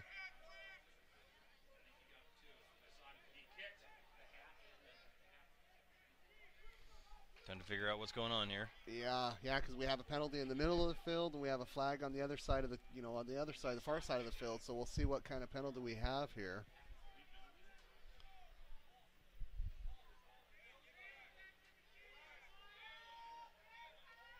And it looks like they're pointing towards the defense, but we'll see. There's 2 fouls on the play.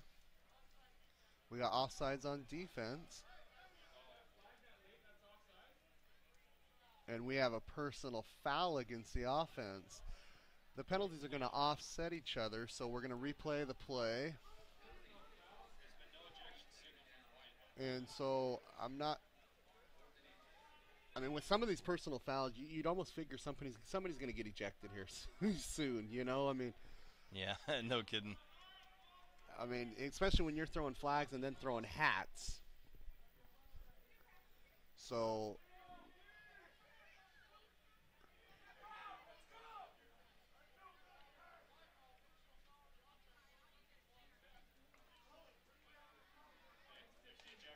yeah, there has been an ejection, and it's number 51. And I don't have it in front of me, but number 51 for the Bulldogs has been ejected from this ball game. And I'm wondering I didn't actually get to see the play. There's been so many skirmishes. It's hard to watch which one happened here. Right. And so we've got another 4th down and 1 with the, maybe a half a yard, maybe 1 yard to go on the 22-yard line. And you kind of wondered when that was going to happen. I mean, they've been kind of fighting the whole game. And like I said earlier, you wondered when there was going to be an ejection from this ball game.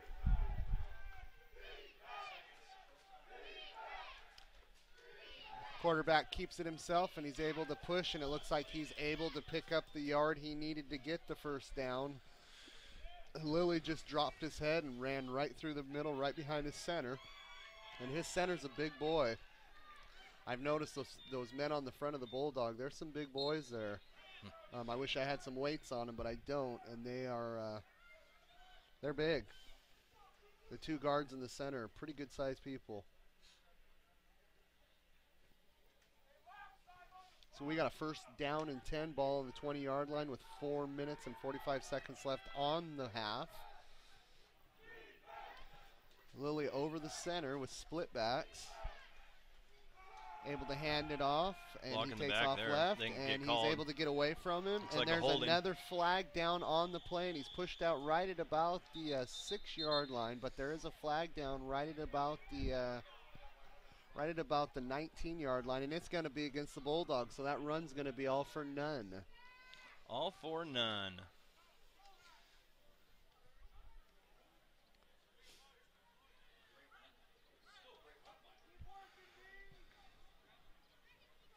Correction to that scoreboard, it's 4:31.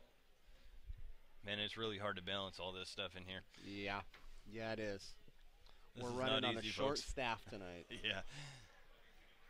If we had Clarence over here, I wouldn't have to think about what I'm talking about. I could just run this machine. It's nice having a play-by-play person and a color coordinator and a cameraman, so I don't have to really look at anything. And and it's a 10-yard penalty. We have a hold, so that's going to move him back all the way to the 20-yard line. Lilly is over the center, and he gives it up to nothing there. He's nothing there. Stopped right again at the 30-yard line. That'll be a 2nd and 20. And Van Veach was there to run the ball, but nothing there with a slew of Bearcats to be able to take him down.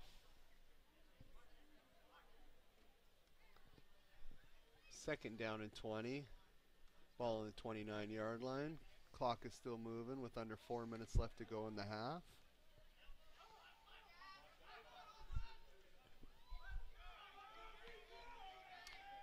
We have a shotgun formation with running backs on each side of him. Lilly drops back, looks to his right, passes it, and it's deflected and caught by number 4. Wow. Nicholas Gavigan is able to pick up the ball after Daniel Brown and him were playing anytime we're going to go back and watch that again. Yeah, let's see that on instant replay. There's a snap. I mean, to be able to keep his head, his mindset, to be able to fight for the ball and keep it. It looks like he went off of his back foot at one point, and it just popped back up into his hands. Man, how lucky can you be? Daniel Brown even looked like he had a hand on the ball. Gain of 3 on that play. Wow. So we move the ball up to the 17-yard line with 3 on the 3rd down now. Bearcats are holding. They are. They're trying their best, and the clock is still running. We're under 3 minutes now to go. Thanks to the penalties. Yeah. And the ejections. And the ejections, yes. So we're back in the shotgun with running backs on each side of Lilly. Lilly takes the ball. And we have another false start. Another false start, looks like, on the offense. False start. False start on the offense. That's going to move back another 5 yards. So we're looking at 3rd down and 22. On the 22-yard line. Or on the 32-yard line, excuse me. 22 yards.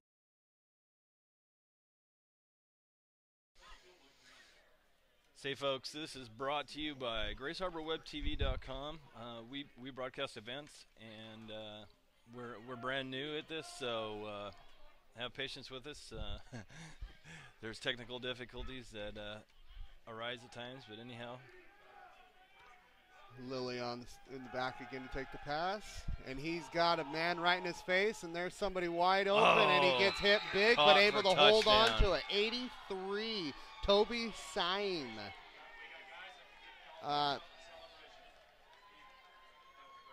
That was a Great catch by 83. Even with the licking he got put on him, he was able to hold on to the ball and score the touchdown.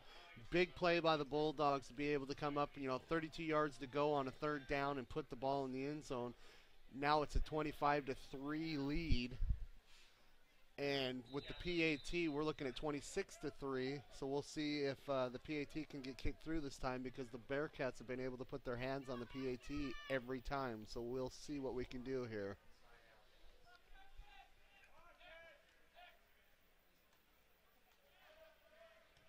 And he's able to put it through this time. And he rails it. If somebody's arm would have went up that time, it would have hurt.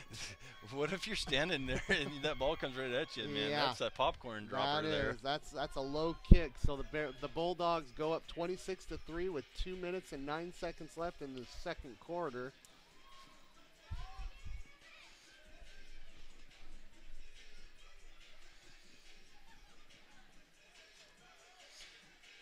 Yeah, I don't really know what to say at this moment. The defense is just, they haven't been able to stop this Bulldogs offense. And with the penalties, like you said earlier, Dave, what do you do? I mean, what do you do? There's not a whole lot you can do. And I know viewers at home are probably, griping about refs and stuff, and I understand that, but these penalties have been completely warranted, that's for sure. I say that I would be griping at the refs if I was watching it, that's for sure. Yeah, there's just a whole lot of penalties being called and all that, the ticky-tacky kind of game, I mean, there is some stuff that, especially these, Short kick.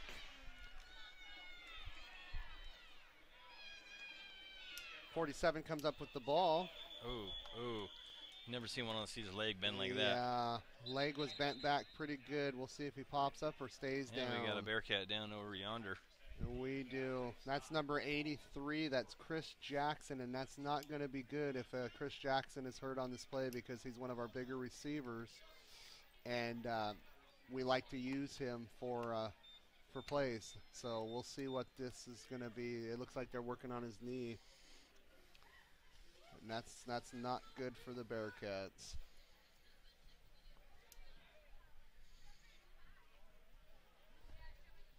Well, let's go to a commercial and All Wrapped Up is a local family-owned coffee shop in Montesano. Our coffee, we also have a wide variety of bakery items that are made from scratch and baked daily. Visit us at 110 East Pioneer Avenue, right across the street from the Beehive.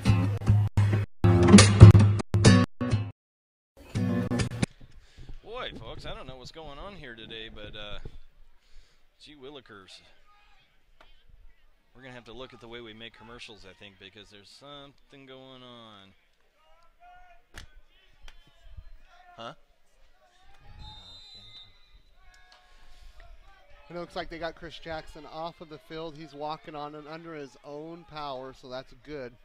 Bearcats are going to take over right at the 31-yard line. Only one single back, and that is Cameron Smith. 16 motions to the left. Evans drops back, looks for Chris. Daniel Hargrove comes up the pass, but actually loses a couple yards on the play.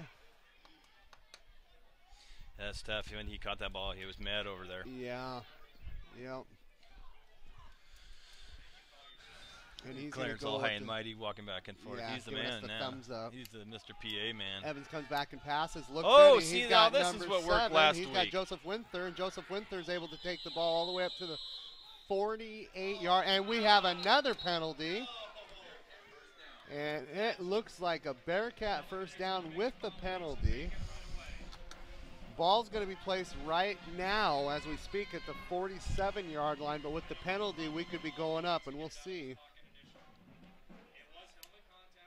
We got helmet contact on the Bulldogs.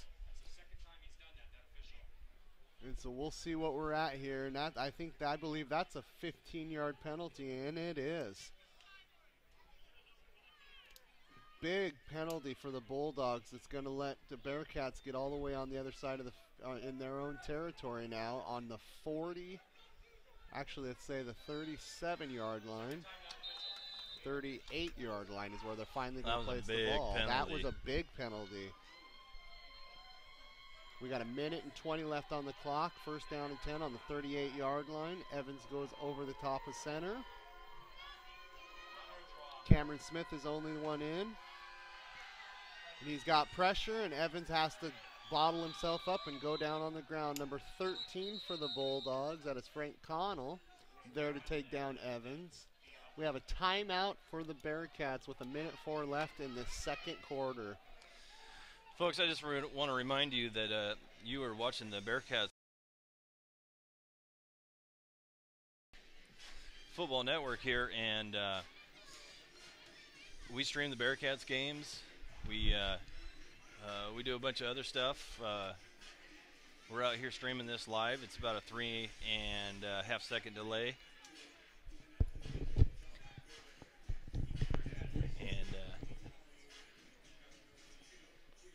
So when you get the chance to come in, tune in for Bearcat away games. I know we're coming into the playoffs, and they've already secured home field advantage for the first round. A win tonight would secure advantage in the second round, I believe.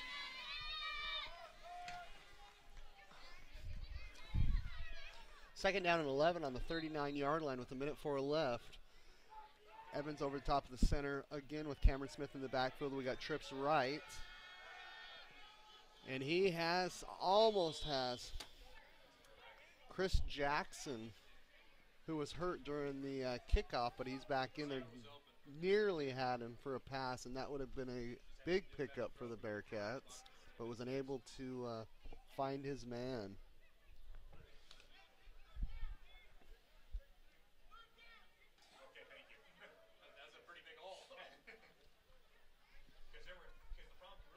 Chris Cook comes off the field.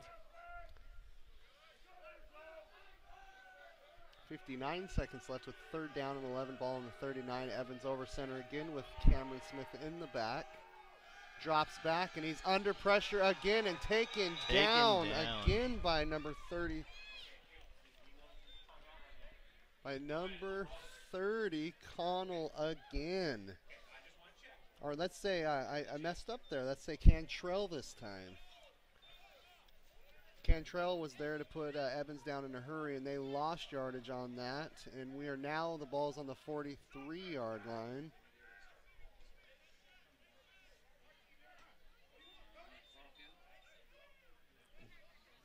Clock's running. And the clock is running, and the Bearcats are not knowing what to do. I don't know if they're wanting to take a penalty or what they're going to do, but it looks like Coach Hoyne is going to take the penalty. We have a delay of game on the field, and it's more than likely they're going to punt the ball, and that's what it looks like. Daniel Brown is on the field to punt the ball away. With 11 seconds left on the quarter, or on the half, 4th and 15, ball on the 43-yard line. Daniel Brown's going to try to just put this close so they can put this half away. Bearcats are just having a tough time starting up today. They are.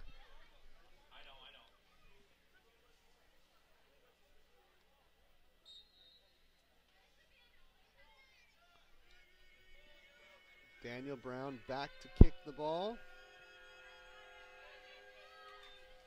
Takes a snap, and he kicks it, and it's a squib kick, and it goes out of bounds instantly right at about the 36-yard line, they're going to say.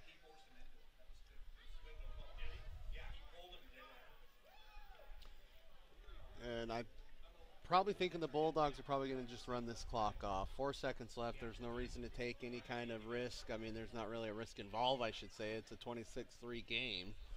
But we'll see what they do. Ball on the... Yeah, I would just take a knee at this point. I mean, it's on the 36-yard line. 1st and 10, 4 seconds left. I mean... Watch out for the surprise, but... Yeah. Man, what a slow half for the Bearcats. Yeah. This half, 4 seconds left on the clock in the first half of play here. And they are going to run a play. And they make a little trick play, and they snap it straight to the wide receiver, 24.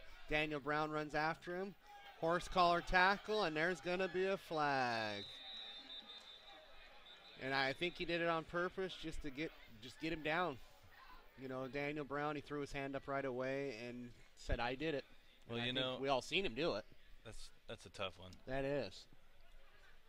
That is. You know, and and the thing about it is, it looks like the frustration has boiled over. I mean, where you're grabbing the guy by two hands, horse tackle, and throwing him down to the ground when you know it's going to be a penalty. I don't know if you can, you try to best practices, but declined. And they are going to decline the penalty, and we're going to go into the half. 26 Bulldogs, 3 Bearcats. Stay here, Tough folks. half. Stay here, folks. We have Justin Domashevitz coming over, and he'll give us a statistical breakdown, and he can have my microphone. I'm going to try to figure out what's going on with these commercials. It really drives me nuts when we can't run our commercials correctly. I apologize for the sketchiness of that. We made these on the fly, and I'm wondering if it's a file issue or what the deal is. But regardless, we're gonna stay here, hang out, don't go anywhere. We'll get Clarence over here in a second. He'll quit his evening job over there. Jeremy, how long for half? 15 or 20? I believe it's 15 minutes.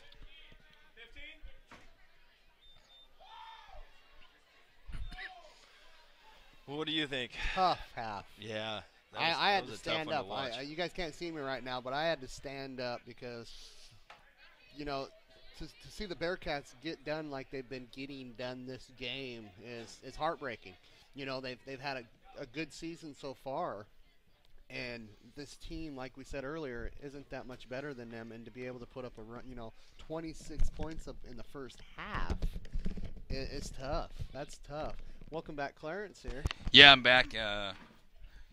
Wow, what a tough turnaround. The Bearcats had their opportunities to close the gap and just weren't able to punch it in. And we had the big, long interception that went back for a touchdown that ended up being called back. But that was tough. They were down inside the 5-yard line. It looked like they were going to be able to punch it in. And it's always tough when you pass down there near the end zone because you just don't have the room. Yeah. You know, so Well, like tough what break. me and Dave were saying, I mean, and when it happened, number 51 from their squad got ejected, it was just like, that was almost like it was predicted. I mean, with all the battling they've had, with all the skirmishes they've had, it was bound to happen. Definitely been a real chippy game. It has been. Yeah. Well, one thing I was impressed with the Bearcats is the one score they're able to put up on the board. It looked like a bad snap. It was a bad snap. Yeah, and quarterback David Evans is able to get the ball down, and Carrasino gets it. And it almost looked too high to go in. I don't know if that makes any sense, but the ball was kicked so high, and it dropped right over. Yeah, I agree. And it rolled to the holder. And it was amazing that they got that kick off. Yeah.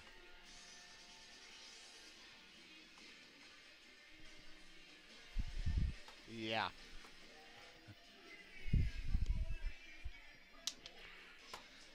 So I tell you what, guys, it's been tough trying to pull double I bet. Holy smokes, and it's just not the same announcing through the stadium loudspeakers as it is on the air. Well, it's not the same without without the Clarence and Dave. We did double Dave, but it wasn't the Clarence and Dave.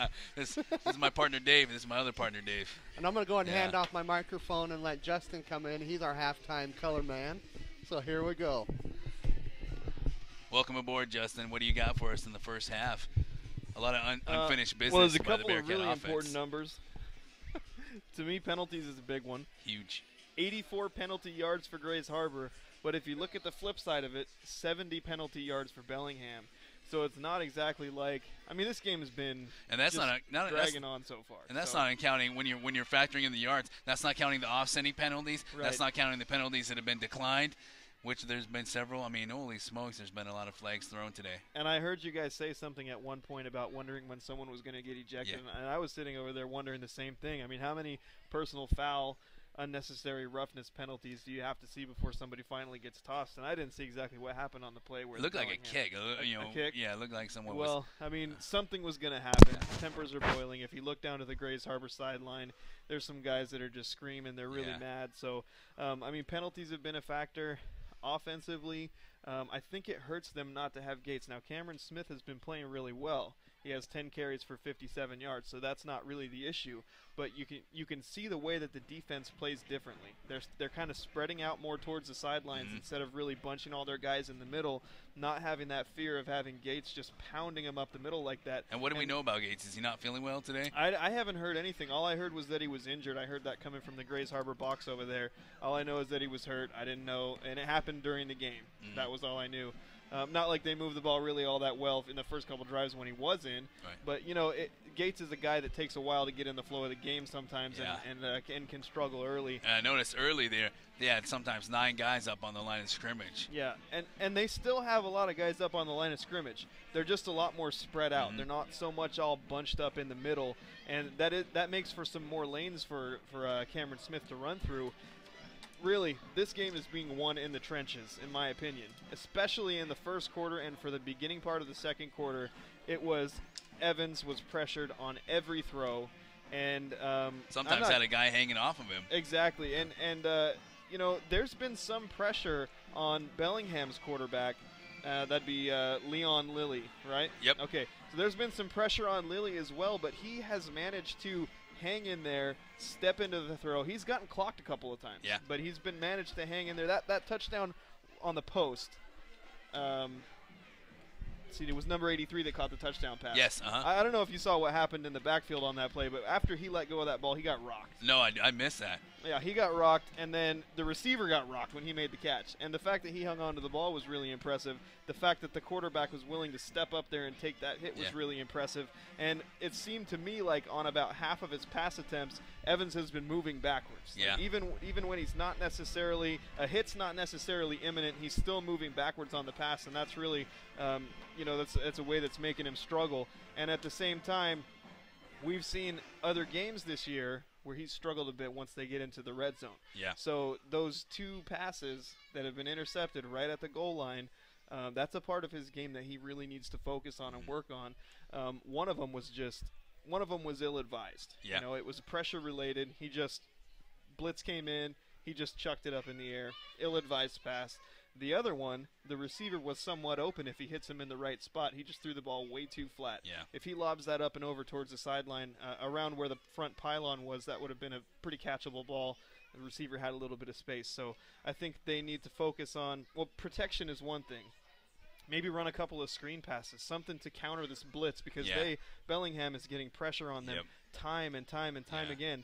And as a quarterback, I mean, you can be good at dealing with the blitz, but if you don't have a guy to throw to, you're not going to be successful. So they need to figure out something offensively, whether it's some quick slants or whether it's some screen passes, something to deal with the blitz that Bellingham's throwing at them. You know what surprised me so far in this game is the Bellingham's been able to go right at the Bearcats' strength, which is the run defense, and they got their 2 running backs, number 24 Van Vetch, and number 42 Brett Hall. Brett Hall's the one that scored the long touchdown early. I mean, those guys are running really, really hard, and this is the most success I've seen against the Bearcats on the ground, and which is unfortunate because Leon Lilly, although he's having a good game statistically, he's not an exceptional quarterback. He doesn't throw an exceptional ball. He's not exceptionally quick. You know, so they should be able to, if they were able to neutralize that run and force them to pass, I think they would have a lot of success. And if you look at the balance of offense for Bellingham so far, 152 yards passing, 54 yards rushing. Wow. You know, it seems like these running backs are having great games and they're running with a purpose. Well, there was that one run on the left sideline over here that got called back on the hold. That would have been about a 20-yard run. But, you know, besides that one long touchdown run, they've had some success, but most of the big success for Bellingham has come on the pass plays. Right. And, you know, from where I'm sitting, it looks like some lapses. I mean, there was the first big pass that got him all the way down to the 3-yard line on that first quarter drive. It looked like the defensive back just kind of got tripped up, and he kind of went right and the receiver went left, and that's where the ball went. And that's unfortunate. You know, who knows exactly how you stop that. But at the same time, the biggest problem for the Bearcats has been offensively. because if they can't get something going offensively, then the ball's going to be in Bellingham's hands the whole game. And what kind of stats do we have for the Bearcat offense? Because it's not like they haven't moved the ball at all, but it's been that same weakness of unable to finish drives. A lot of times we've seen them get into the red zone this year and not be able to finish the drive and get points on the board. Well, as a whole, they're rushing 52 yards rushing, and Cameron Smith has 57 yards rushing, so you can see how the rest of the team's been doing besides him. And passing, they have 86 yards, but the stat that really stands out to me is for Evans is 5 out of 16. Wow. I mean, that's how many times you have a play that goes for 0 yards. Yeah. 11 times you have a play that goes One of for those 0 completions, yards. I believe, was for a -3 yards. I got -2 on that one, that pass to Hargrove.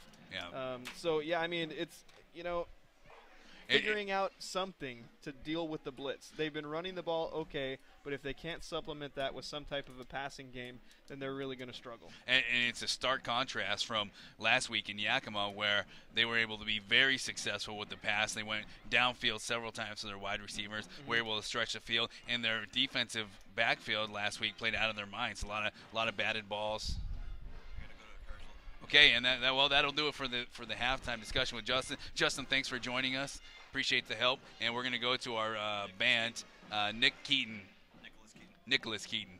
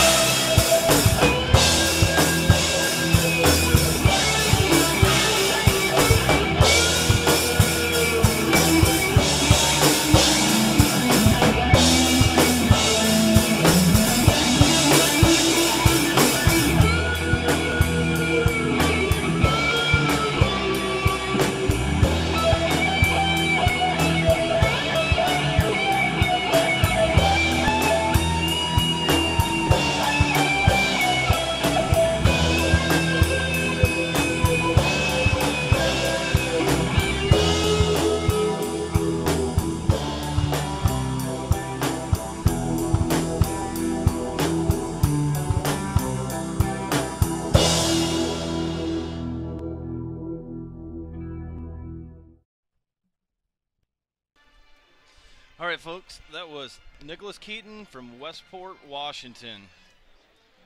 Kind of share their home, Westport, Tokeland area. Advertised with us last week and also this week. And special thanks to them for advertising with us. And so we got about 150 left in the halftime here. Bearcats are down by 23. I'd like to hear from you guys. On your viewer down there, right below the picture, there is an opportunity to go onto the social stream, and we want to hear what you think it's going to take for the Bearcats to pull this one out. And let's go right down below the viewer. It'll say 3 tabs. It'll say videos, social stream, and then chat. Click the social street chat, and I'm going to type something in here right now, and I'm just going to say, I'll say, hey all, come here to post a message.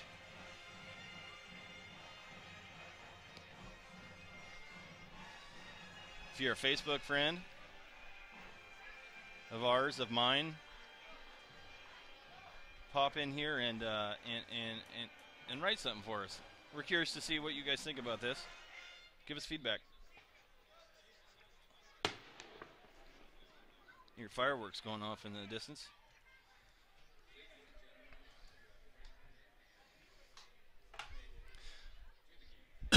I apologize for our files here. For some reason, when we play some of them, it's going through a weird deal. I'm going to try another commercial here real quick, and this one's from UPX. Can I help you, sir?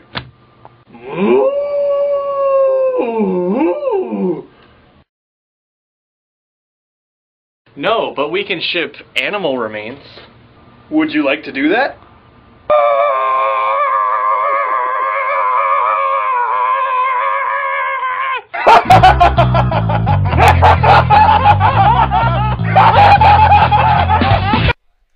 Well, obviously that's not fixing the problem.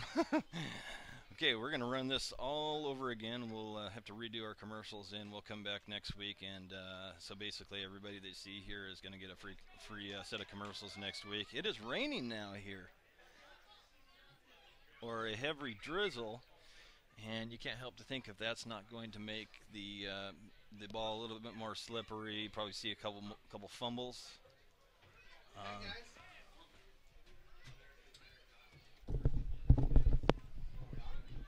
We are on. Welcome back, Dave. I'm back. You're back. Where'd you go? Well, you know, just had to go wander around, look at the crowd. Got quite the crowd down there, Dave. Yeah, there's quite a few people out there. Yeah, there is. And the mist is starting. Yeah, this is a very heavy mist. You can see the bands of moisture forming just a little bit. There must be enough wind out there to carry this sprinklage mist.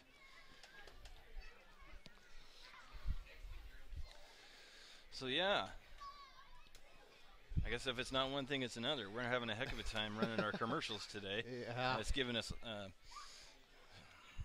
weird looks, and there's also some echoing. Yeah, some echoing too. It's really weird tonight. I don't know what to say, but this broadcasting bit is not easy. You know, we feel lucky that we're able to bring this to you live. And you know, for the most part, you know, today we're broadcasting in high definition here from our camera up in the booth, and I think it wouldn't be a bad idea to see how this other camera is doing right now. And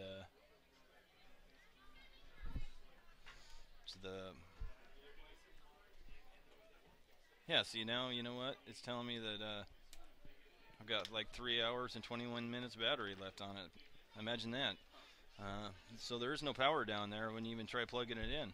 But I'm going to turn our cameraman loose, and see, all you got to do is plug into right there, and we should be getting a live signal from you back again here in a few minutes. So we'll go with that, and we will see you after the game. And the Bearcats looks like they're going to start this half off receiving the ball. I'll give you a thumbs up. We'll see if the Bearcats can get their game going this half. I couldn't help it, but when I was down there walking back, Dave, I happened to be coming through right as the Bearcats were coming back on the field, and you know, the looks on their face was some of mad. I mean, of course they're upset, you know, so maybe they'll turn that anger into some points. Yeah, hopefully. They got a few anger points to make up here. Yes, they do. Quite a few of them. 23 of them. That's like a couple scores. Yeah. And then some. And some. Fireworks going off in the distance again. I don't know how legal it is to do that right now, but yeah, we're not to the 4th of July yet, that's for sure. That's interesting. Out in Wishkah, we used to run the chainsaw to get them fired up. Yeah, I've heard. I've been to a couple of Wishkah games myself. Have you? Yes, Chris Jackson with the return. Slips. And he is out of bounds right at the 31-yard line. And we'll see what kind of, you know, with this heavy mist that's coming down right now, we'll see what kind of conditions the ball has and the field has and the players have. The Bearcats are going to send their offense onto the field and hopefully have something get going here in a hurry.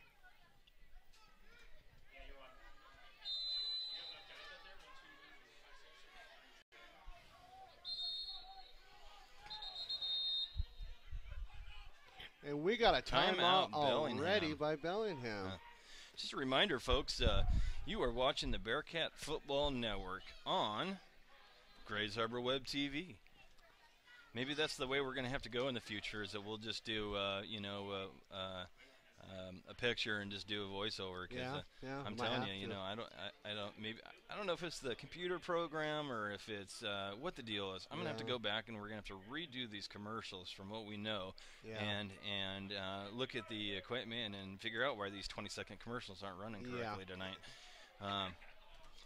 You know, I'm going to blame it on technology at this point. You know, maybe it's just something we don't understand. Yeah. But we're new at this. You know, bear with us. We'll advertise you until we get it right. Let's put it that way. And we got Evans over the center with the I formation, hands it off to Cameron Smith. Cameron Smith finds a gap and is able to pick up a few yards. It looks like he's going to pick up about 3 yards on the play. And we're going to have 2nd down and 7 to go, ball on the 34-yard line.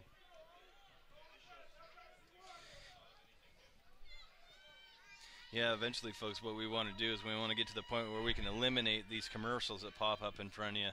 They're annoying to us, and they're annoying to the to you guys as the end users. And but we're so new at this, you know, it takes like $1,000 to buy your way out of the advertising that Ustream puts on here.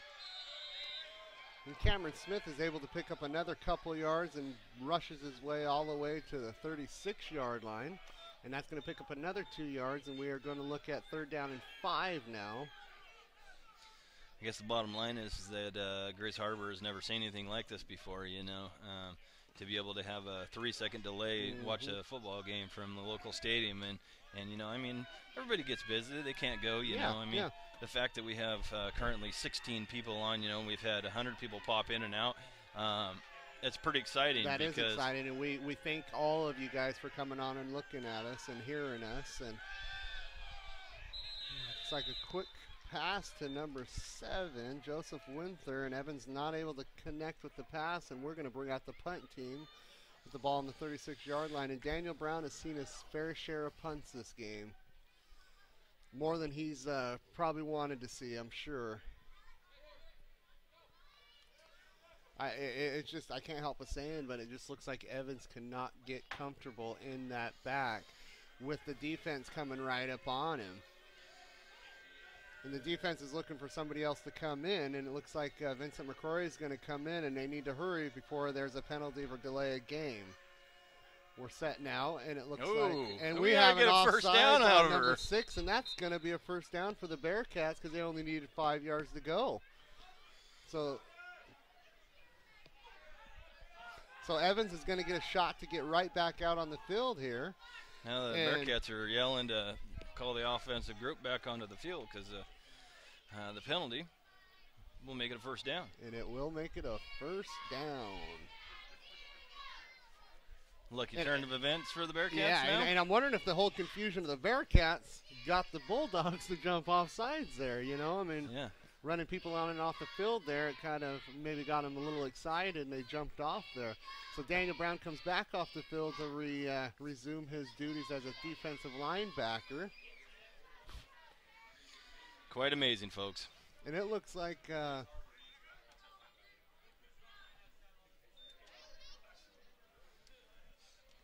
hopefully the Bearcats can stage a comeback of a lifetime. Yeah, a big comeback. They're down 23 points right now, and that's... Hey, you know, it's possible. It is possible. Last week we watched Yakima Mavericks come within 7 of the Bearcats, and they're going to measure it now. They are going to measure it. We'll see what we got. And they've got it by...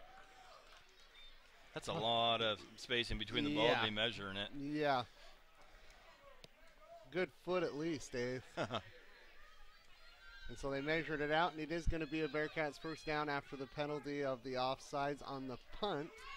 And so the Bearcats offense comes back out on the field.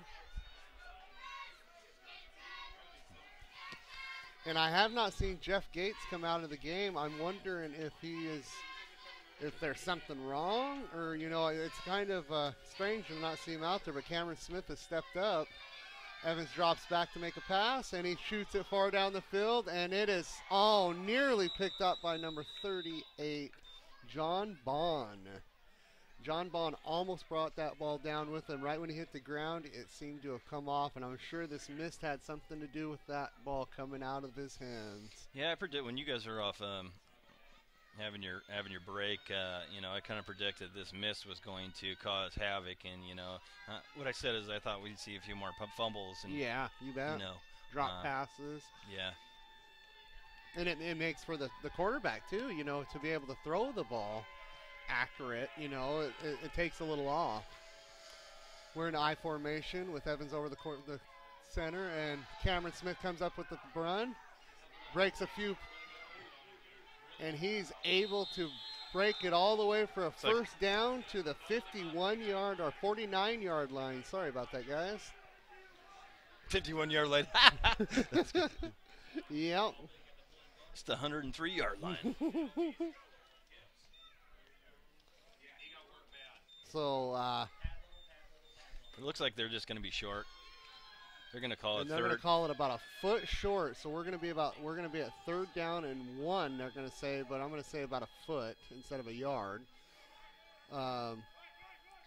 This is definitely conducive to a ground game now.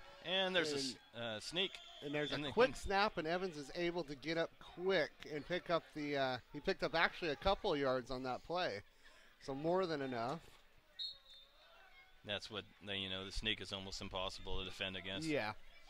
Especially when you do it that quick. I mean, he came up to the line, and he instantly got the ball, and he was moving forward.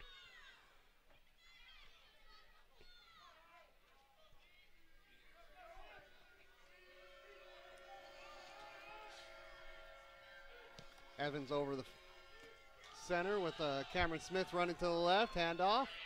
Well, he's able to break, and he's got some room to run, and he's running people over as he bowls all the way to the 31-yard line. Cameron Smith has come up big this game with his runs. He's been able to find, you know, holes in the defense that wasn't normally found earlier in the game, but he's been able to find them. Cameron Smith's going to come out now, and Vincent McCrory is going to come in. So is Traxel, and Cook's going to come in for Traxel. Well, we got some positive news coming here. With the clock down to 11:45, ball on the 29-yard line. Bearcats are making a run for the end zone. Evans snaps, hands it off to Cook for the quick pass, and there is nothing there. He's bottled up very quickly, and Cook has no blockers there, and he's upset about it. He's letting his line know that there was no blocks there because he was taken quick. Yeah, there wasn't much there. Cook hasn't had a real great day running the ball. He has not. I mean, we've said his name quite a bit in the past. In this game, we have not said it a whole lot. He has not had a real good game. Well, you could always turn it around, but the opportunity is just not there right now. And it looks like Evans is going to call a timeout for the Bearcats. I'm going to pick that ball up and dry it. The ball's on the 30-yard line, 2nd and 11. And Evans just wants to come over to Coach Hoynes and talk about what's going on and see what he wants him to do. Adjust the camera a little bit here. There we go. Yeah, I don't think people realize how nice it is to have, you know, my other commentator and then Yeah, another no kidding. cameraman, you know, to let you do your production job, you know? That's right. Yeah. I'm not saying that I'm doing it real well because these commercials aren't running out too well, but you know what? There's always next week, and we'll be doing high school in the fall. I think what we're going to go do, though, is that for you advertisers that might be listening right now, is I think we're going to try to do is we'll just take a picture and basically do an audio voiceover in the future, because I know for a fact I can get that done, but I don't know. Something goofy going on today. And another quick pass by Evans with more defense right in his face. He was looking for Chris Jackson on the pass, but there's just nothing there. He does not have time to set his feet and make anything happen there, Dave. He doesn't have time. I don't know if it's the line getting tired. I don't know if it's the defensive line out powering them. I just don't know.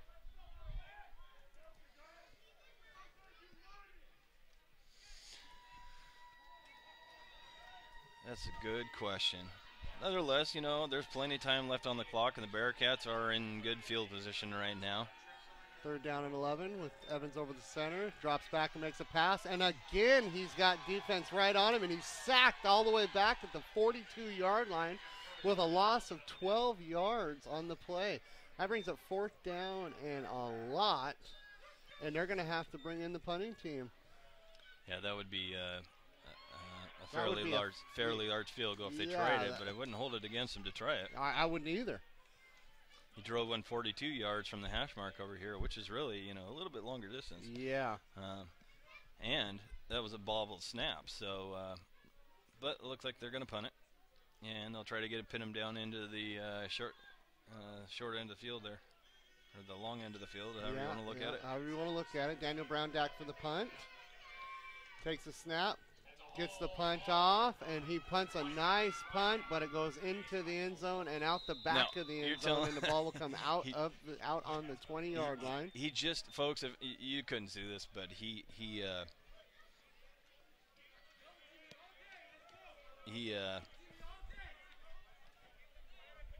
I forgot all about him down there. I'm so in tune to my work here. he just about punted it through the uprights down there. That'll bring the ball to the 25.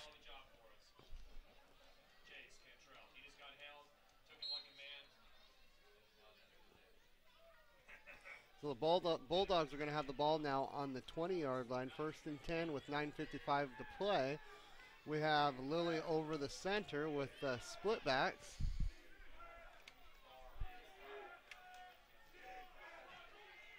.24 Van Veach is in back. Veach takes the handoff, runs straight up the middle, and finds a little bit of room and gets about 5 yards on the run. So we got a 2nd and 5 with the ball on the 25-yard line with 9 minutes 40 seconds left on the clock and counting.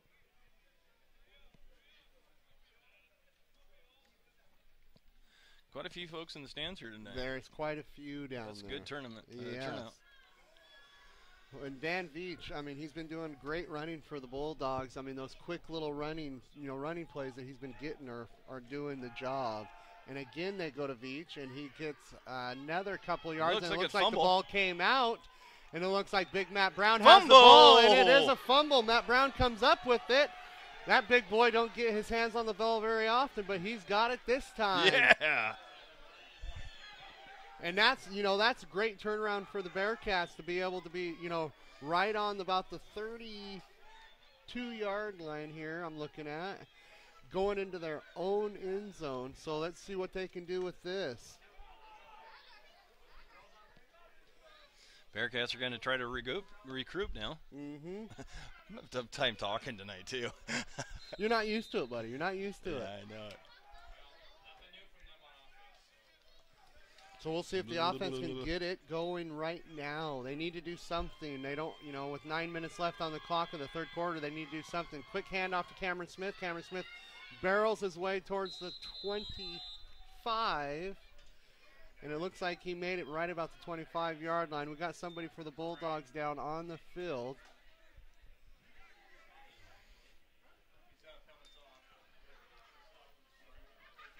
And that looks like number 2, McGarvey.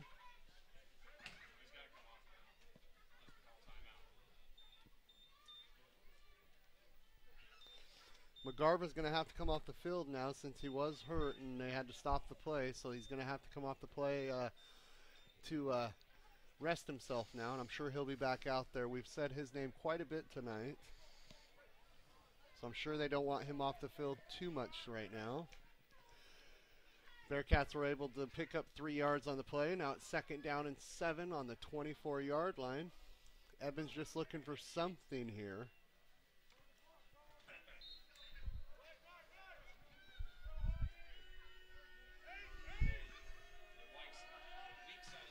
And we got one in the back. We got Cameron Smith in the back.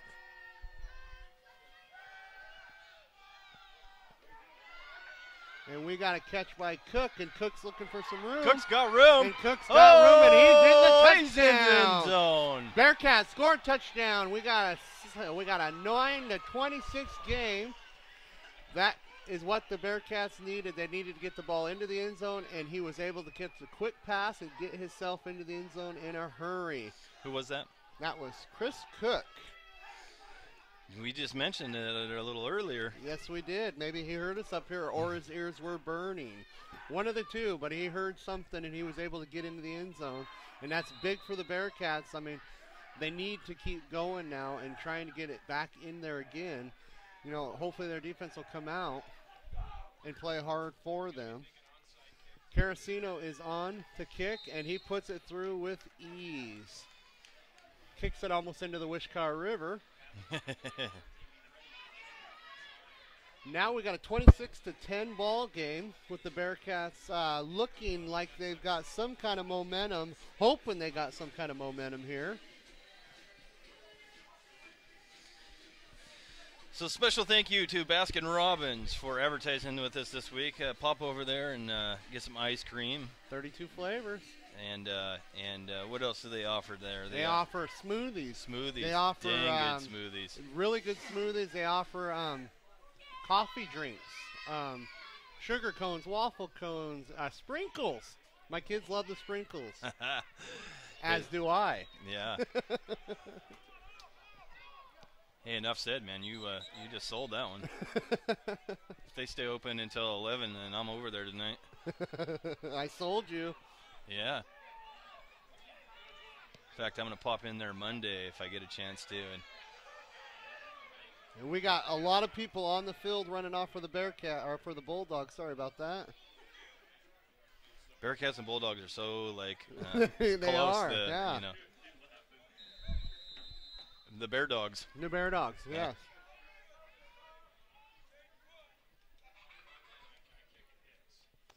Carasino with the long kick.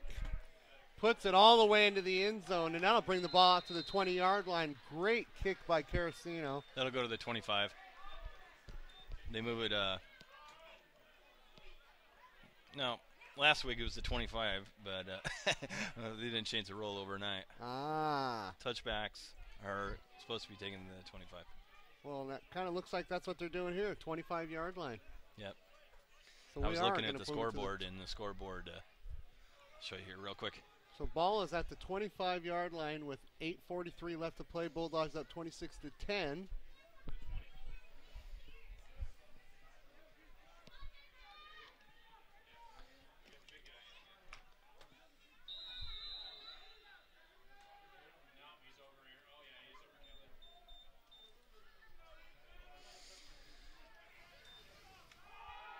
Lilly hands it off quick to his running back, and he's bottled up quick with nowhere to run up that middle. Big Matt Brown was there to be able to close that middle up in a hurry. Nobody's getting past Matt Brown. He's a big boy. I can't help but look over at number 64 for the Bulldogs. His name's Kelly Fee. He's also a big boy. Kelly Fee. Kelly Fee.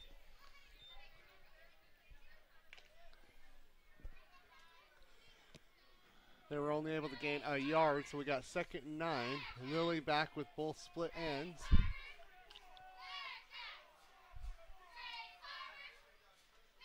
Quick handoff, and he finds some room, and he's got some more room, and he's looking to run towards the middle. 55's there to hit him. Helmet's flying, and he's taken down by number 93 finally, and that is Ron Strozik. We've said his name a few times tonight, and he's able to come up with a big hit to lay the helmet off.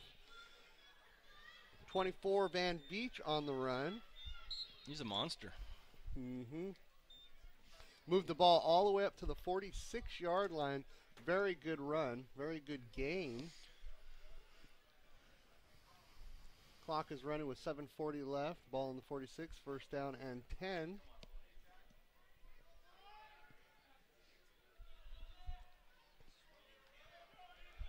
Lily over the center with an I formation.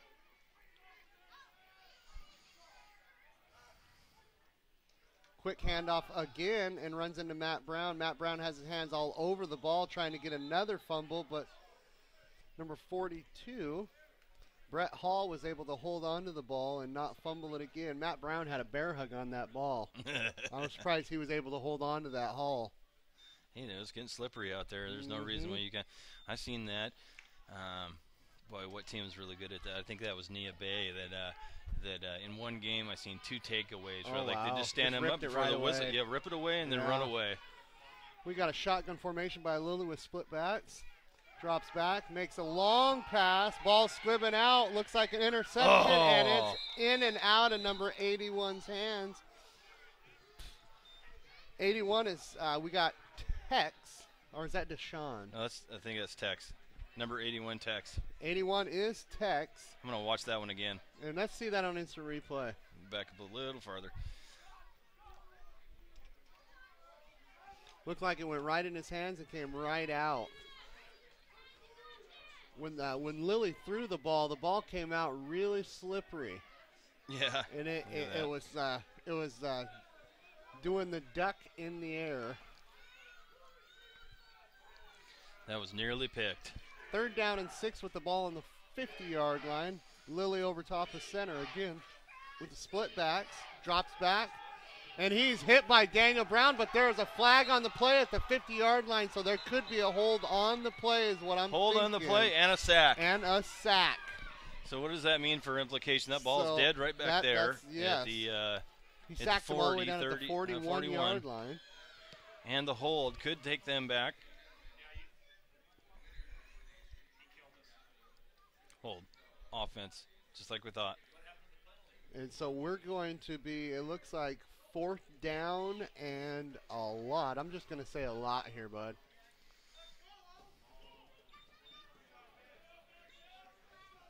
Ball on the 41-yard line. 26-10. Bearcats are down by 16. That's 2 touchdowns. This action is not over yet. We've still got a full quarter and a half a quarter left here. Yeah, we do. And it is 4th down and 15. 3rd down. So we have the punter out 4. Oh, you're right. No. Sean Crawford is out. Looks like he's going to punt the ball. Well, it looks like we're going to change it up now. No, they got it's 3rd down. They redo the down, so now they're taking the punt team off and bringing the original offense back on. So we do have.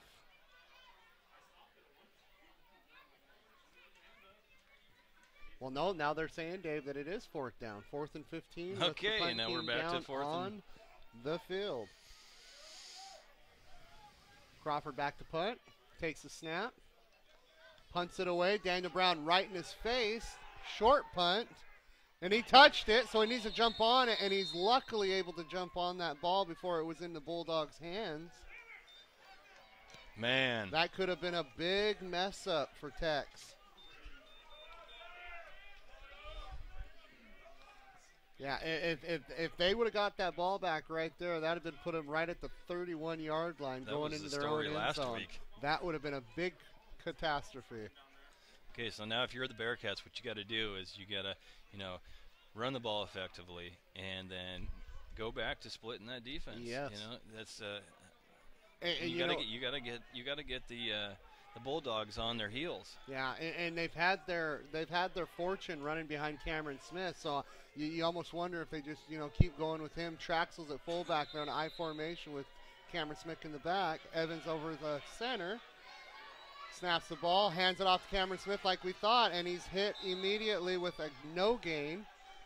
That was, if he would have just stuttered just a little bit, those guys would lunge in after, you know what I mean, would have been out of place, and so maybe timing. Got a few more yards. Yeah.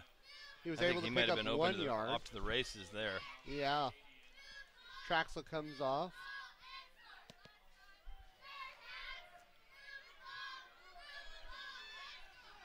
Cameron Smith's going to stay in the backfield.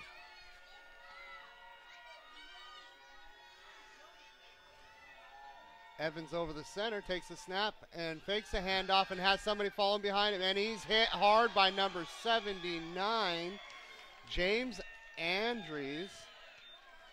Andrews was there to be able to just put a licking on him. He was running away from 97, Eric Pittner, and ran right into Andrews.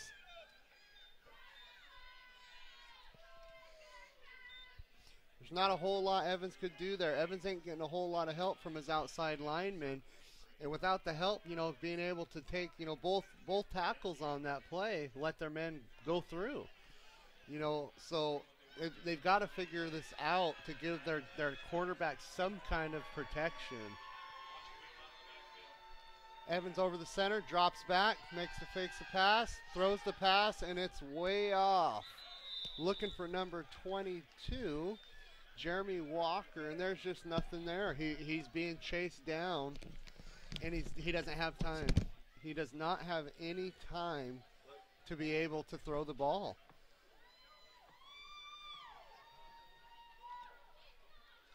Daniel Brown out again to punt the ball. Like I said last time, I'm sure he's not happy about being out there every down.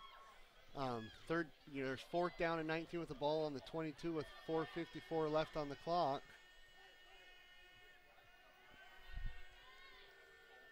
Brown takes the snap, punts it, makes a decent punt all the way back to the 33. 21 makes a run. He's running towards the sideline. Number 12's out to get him. He gets a few blockers. He's running up the sideline, and he's taken down. It looks like he almost tripped on his own self, and it looks like he might be hurt on the play. Maybe he wasn't tripped. He might have hurt an ankle, he might have hurt a knee. They're helping him off the field. 21 is Dudley, and Dudley gets some help off of the field.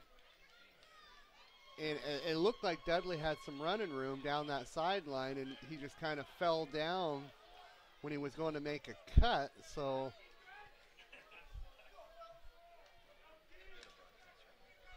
the defense is going to have to stop the Bulldogs if they want to make any kind of run in this game. We've got the same offense they've used a lot in the game. Lilly back with 2 running backs right beside him. Takes a snap. Quick handoff. Number 42 is bottled up by 44, Joel Brown.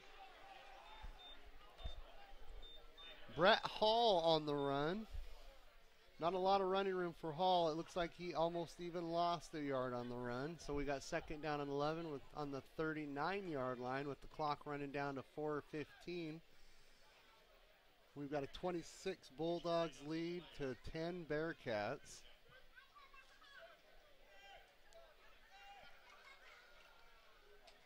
While I got a second here, I'd like to wish Daniel Brown a happy birthday, the punter and the linebacker. His birthday was Thursday, so happy birthday, Daniel. Back to the action here. Lilly over the center. Makes a handoff. And Daniel Brown, who I was just talking about, pushed him back. Running back 24, Van Veach, bottled up instantly by Daniel Brown. Maybe the birthday wish helped him out here, guys. Nowhere to run. Once Daniel Brown gets that hug on you, you ain't going anywhere. Man, I apologize, folks. We haven't been able to show you hardly any end zone shots this game because, to be honest with you, Bearcats just haven't been down there. They have not. It's They haven't been down that way, and with the Bulldogs running in that way, we'll see what they, we'd like to have in-zone shots of our own team, of course, Bearcat fans.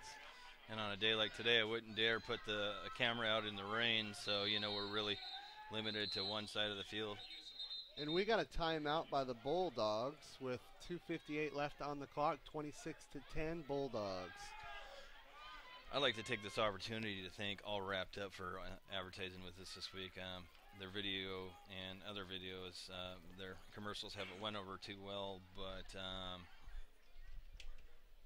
talk about a great place to go in and get some stuff. Yeah, totally. It's totally. Relatives of Justin works with us, and special thanks to them for advertising. If you get a chance, you pop in there.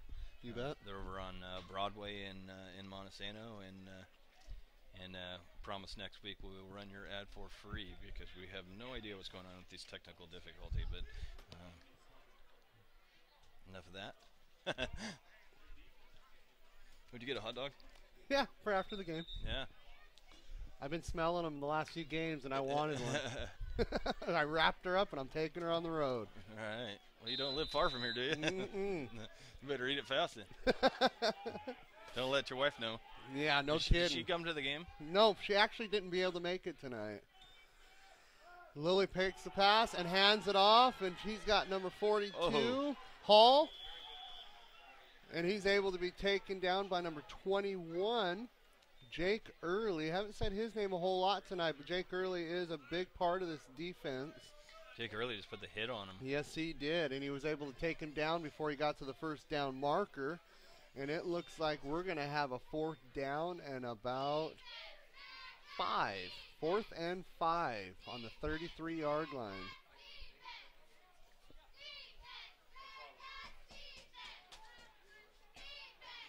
.220 left. Third quarter. Bearcats are down by 16. Just takes a little bit of a spark to get this moving. It does. I mean, you think about it. Bearcats are only down 2 touchdowns and a safety. We'll say that right now. Right. So really, we're not out of this game. And we're going for it on 4th and 5th. Lily takes a snap, drops back, makes a quick pass, and it is nearly intercepted with a penalty on the play. That's a holding call. I gotta believe that. It looks like we've got a holding, like Dave said.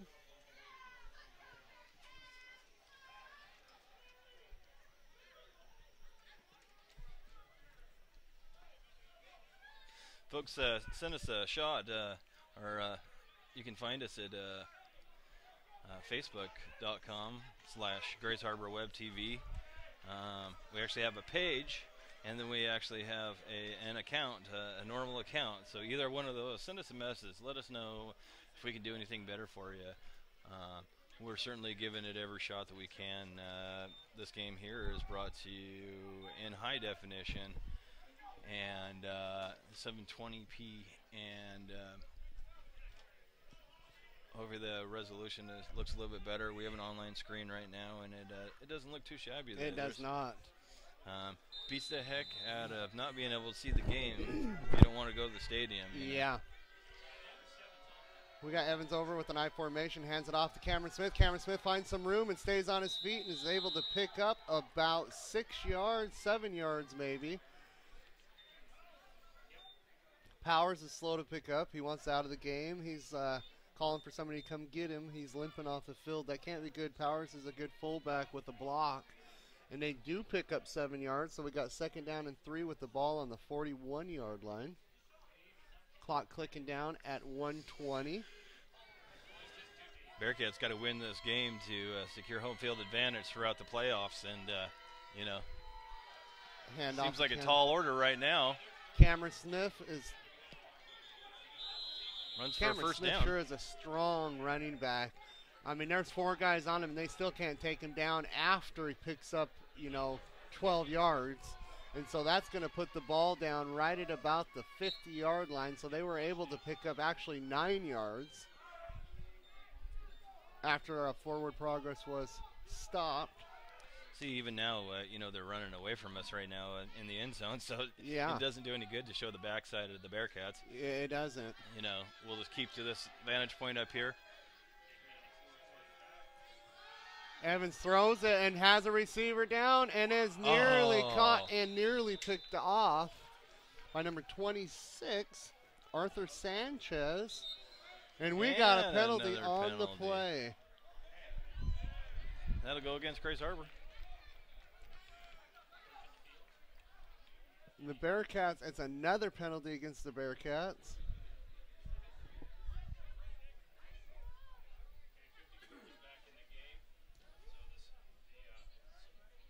And we'll see what the penalty is.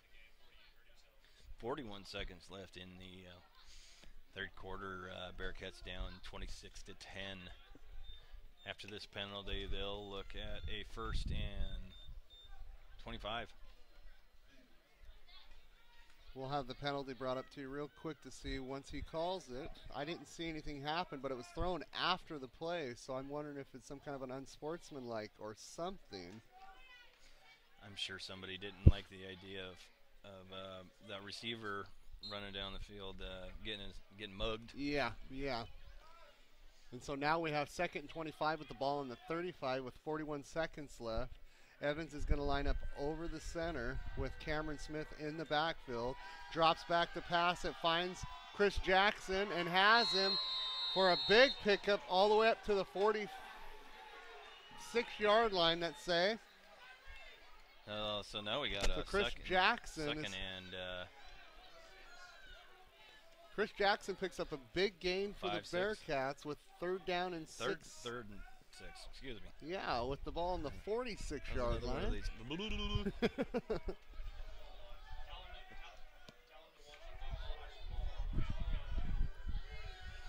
6 seconds left on the clock. We'll see if they just run out the clock.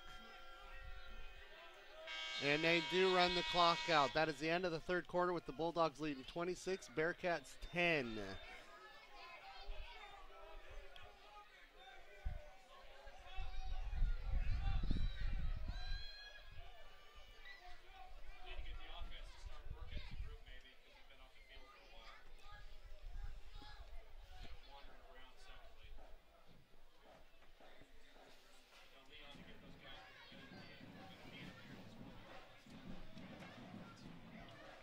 I just want to say thank you to the 124 people that came out and viewed us tonight, and we got 25 current watching us right now. So thanks for coming out, guys, and watching us. Not coming out, I should say, but turning your computer on and watching us. Yeah. We appreciate everything that we get from the viewers and all the input. Like Dave said earlier, all the input is noted, and we try to make it work for you guys.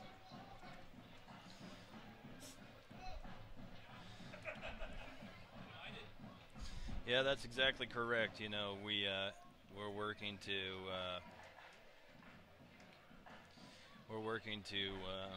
make the best experience possible, and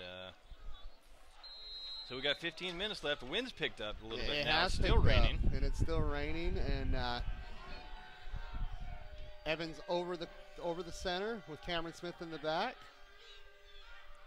Now the Bearcats are coming in the right direction. Evans looks downfield and throws it right. Interception for the Bulldogs, and he had number 7, Winther, wide open. He just had to throw it a little bit higher, and he would have had him. That would have been a big gain, but ends up being an interception by Evans.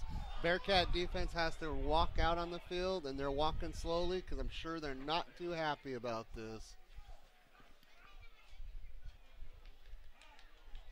I mean, to have their receiver, you know, Winther standing there waiting for the ball and Evans just could not get it to him is really disappointing. All Evans can do is go sit on the bench and hang his head, and that's what it looks like he's doing.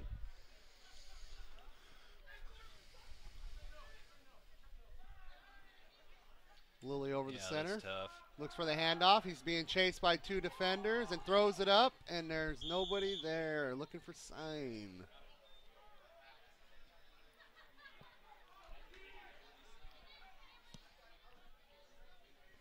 Sign was unable to get any kind of hand on that ball. It looks like Lilly just kind of threw it up and hoped that somebody would catch it, but he kind of threw it into dangerous territory there with 2 Bearcats standing right there to wait for it.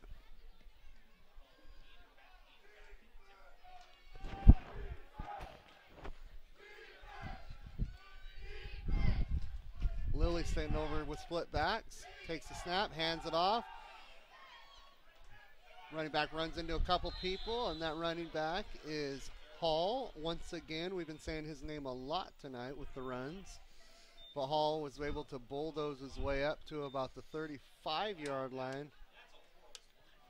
Looked like he got a little more than where they spotted it at, so that's kind of lucky for the Bearcats, but that's where they're spotting it, right before the 35-yard line.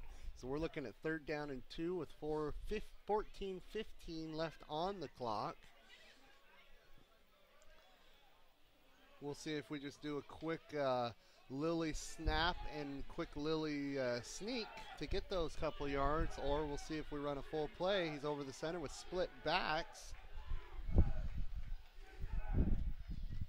Hands off to Hall once again. Hall makes his way up and picks up the 1st down all the way up to about the 49-yard line.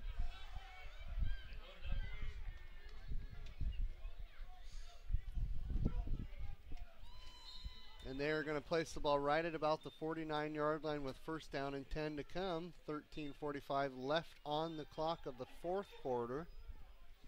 Bearcats down 16.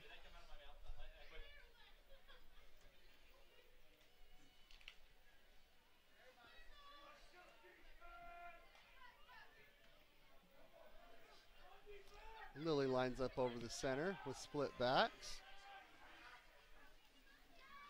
Lilly hands it off. 42 Hall is there to get it, but there's a flag on the play. He didn't have much of a, and there's another flag on the play. It looks like we have a little bit of pushing and shoving between Tex and number 4, Nicholas Gavigan of the Bulldogs.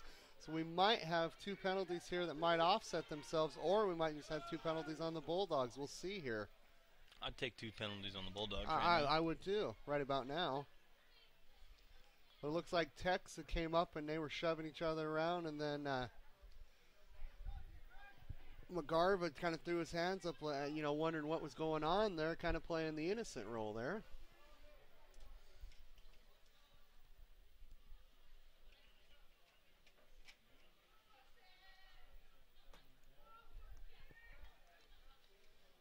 We'll wait as the referees talk about what their play and their call is going to be on the play.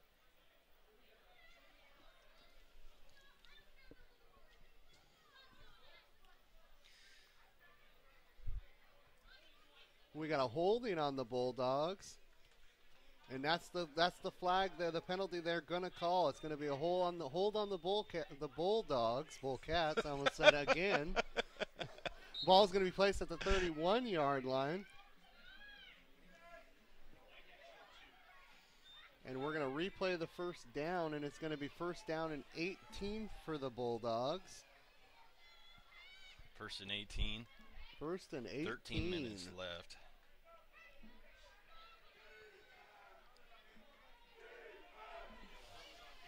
Lilly back in shotgun with 2 running backs beside him. Takes the snap, hands it off quick. Hall running up the middle, and he's taken down. They're doing an effective job of running that clock out. Yes, they are. Number 93 is there for the tackle, and that is Strozik. They are, Dave. You hit that on the head. I mean, they're running this clock down to where it takes the Bearcats out of the ball game completely. I mean, it looks like a big deficit, but it's really not. 2 scores is all we're about down right now. Yeah. Yeah, and that can happen so fast in the blink of an eye. Yes, it can. Lilly lines up over the center with 2 in the backfield. Oh, quick boy. handoff again to Hall, and Hall runs up and gets another couple yards, and it looks like he's going to be right at about the 37, 38-yard line.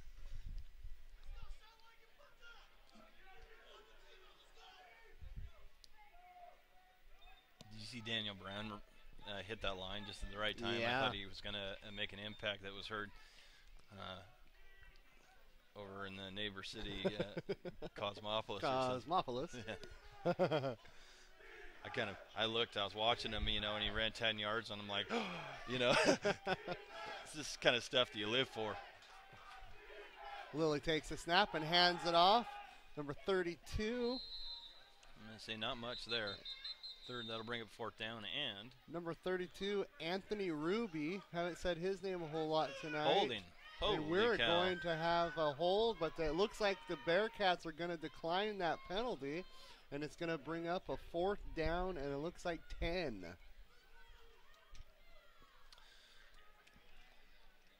Not so beautiful day in Grays Harbor. No, right it's not. We're so used to this weather though. People that come into the harbor kind of say, and we're used to it, to tell you the truth. I hate to be on the other side of that, because the wind is kind of blowing a little bit towards the other side of us here, and it's blowing just enough that it might blow some mist up onto those folks. Yeah, and I sure don't mind our seats. Yeah, this is we're at Cadillac stage. The only thing right I want now is a butt warmer. Yes, and a seat cushion. Yeah, seat cushion. Yep. I should go into seat cushion business. Yes, we could. At least we'd make some money off each other, right? Yeah.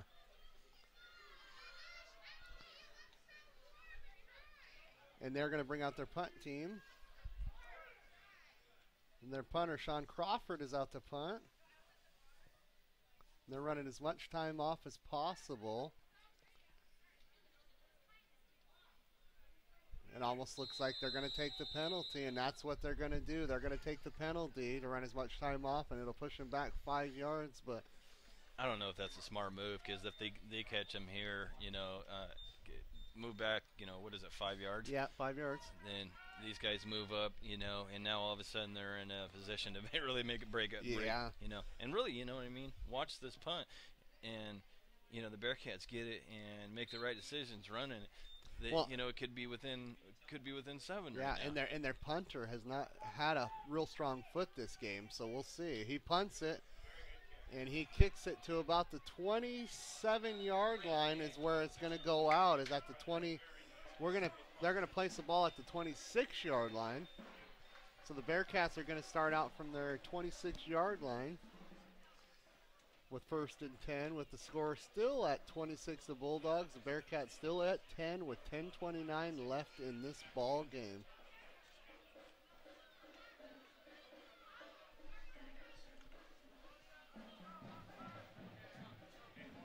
Our cameraman sure is looking lonely down on that sideline. Yeah. Not much action coming his way tonight. No. Bearcats come out, line up with a split back with Evans over the center. 83 motions out, Chris Jackson. Evans drops back and has a man wide open, but throws it way short and nearly picked off by number 38, John Bond. And the bad thing about that is his receiver number 22, Jeremy Walker, was wide open. He had John Bond beat, but Evans was not able to put enough mustard on that ball to get the ball to him.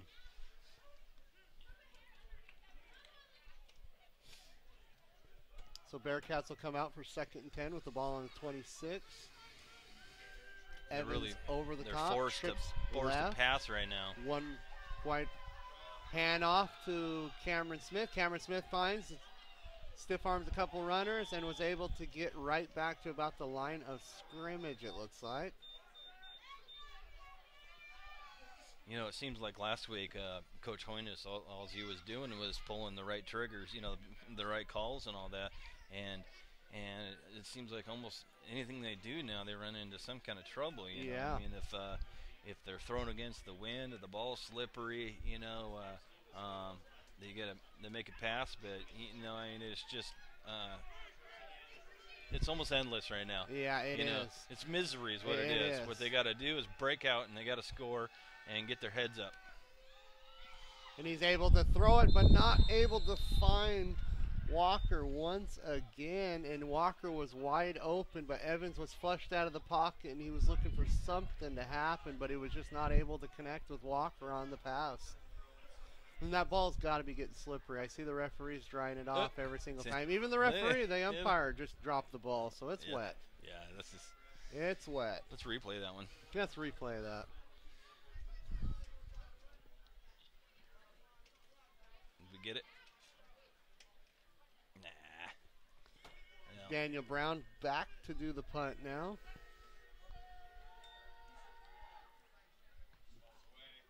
It's away, and the ball bounces right at about the 50-yard line, and as the Bulldogs watch it, it takes a Bearcat bounce and ends up right about. And we got number 33 coming in. It looks like he put a hit on something when it shouldn't even have been a hit, and he's arguing like somebody has to drag him off the field. Ball ends up at the 34-yard line. I think he might be just a little bit too small to be picking on those size guys out there. That was McGarva. I don't know what he was doing, but he come in and tried to put a hit on. I don't know if he was going to grab the ball or what he was doing, but that would be what is this call going to be? Do you think?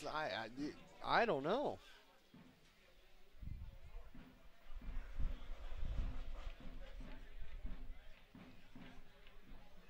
That was on the punt too. Yeah. Does that mean that? Do we repunt it? They're moving the chains. They're going to probably take the penalty and move him back to the. And they are moving the chains. You're right, Dave. That'll drop him to about the 24. Yeah.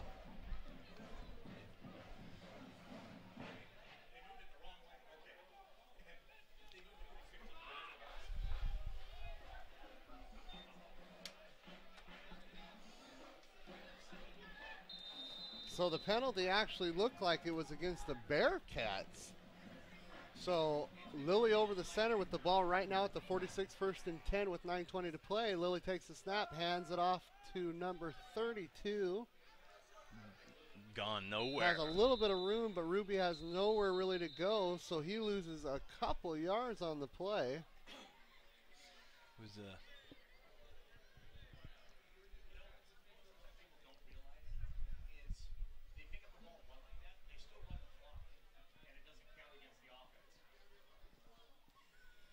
And we've got the clock running with 8:50 left in this game, 2nd down, and they're going to say the ball came right back to the line of scrimmage, so it's going to be 2nd down and 10. You get a score, you got to onside kick it for sure. Yeah, I'd have to agree with you. Lily's going to line up over the center.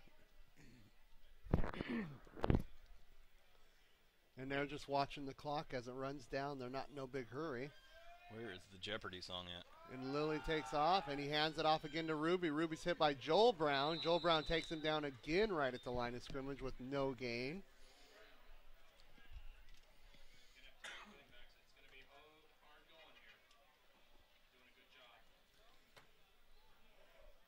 Folks, bring your kids out to the City Kids Day Camp at the City Church, located over there on Sumner in Aberdeen. Looks like they have 3 days of exciting fun for the kids, and they can learn lots of good stuff about the Bible. You bet. And might have to sign my kids up for that camp. Sounds really fun. Don't be overcommitting yourself, buddy. And looks like we have a bad snap. And there's a penalty on the play, and it looks like it's going to be against the Bulldogs. Man, I just feel so bad that these commercials aren't running right today. So I'm going to bring Justin in after the game, and we're going to have Justin give a thorough rundown for these people, you know. And to top that off, we're going to run you again next week as soon as we can get this advertising thing figured out. We're so brand new at this that, you know, it's no wonder I can't figure out what the heck's going on right now, but it hasn't produced a very nice video today already. 3rd down and 15, ball on the 41. Lilly lines up over the center, hands it off, and finds his running back, number 32, Ruby, and Ruby is stopped short of the 1st down. That'll be a 4th. Oh, that's not Ruby, I'm sorry. That is actually Brett Hall. Brett Hall with the run. And the timeout by the Bearcats. With 7 minutes and 7 seconds left, I mean, you got to call a timeout. Let's try this again one more time. I'm going to try to figure this out. All Wrapped Up is a local family-owned coffee shop in Montesano. In addition to our handcrafted, we also have a wide variety of bakery items that are scratch and baked daily. Visit us at 110 East Pine Avenue, right across the street from the beach. Well, obviously, that wasn't working out too well. Well, folks, go to All Wrapped Up, 110 Pioneer, and get coffee, get other beverages, and you can get pastries and bakery items and all that. I like pastries. I haven't went in there yet, but you know what? I'm going to be. And going we've in got there a soon. mishandled snap, and it looks like boy! We had a big hit on the punter, and the ball's going to end up being down right at about the 24-yard line. Talk about a change in circumstances Yeah. here. Bearcats are just getting it handed to them. Yeah. Crawford Come just on, takes let's get a pumped up big now. Hit. Crawford takes a big hit. That woke the Bearcats up. Bearcats are looking to do something. They need to get that ball in the end zone quick. And guess which way they're going? And they're going into the end zone against and right into our cameraman, Neil Durkin. Neil Durkin, you better be aware over there. Neil Durkin's lurking now. He's lurking.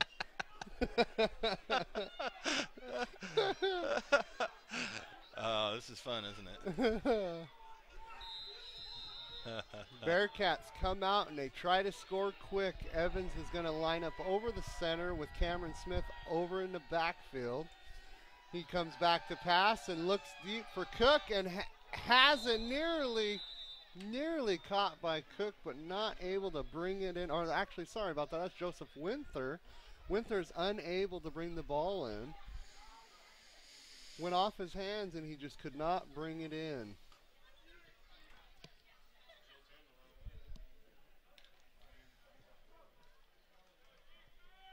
.6:55 left in the fourth quarter here. That pass would have been a big, big play for the Bearcats. Clock stops at 6:55. Evans lines up over the center with Cameron Smith in the backfield. We have Jackson in motion. He looks for the pass and has Jackson, but another interception by Evans, and that just deflates Get this the camera under Bearcats. control here. Can we see that on instant replay, buddy? And see You're not just going to what see went too wrong? much. When it's down in the end zone over there, I have to jerk this camera around. Ah. And, yeah, it was just some more ghetto video. That So big deflation of the Bearcats. Bearcats great position and just can't do nothing with it. Evans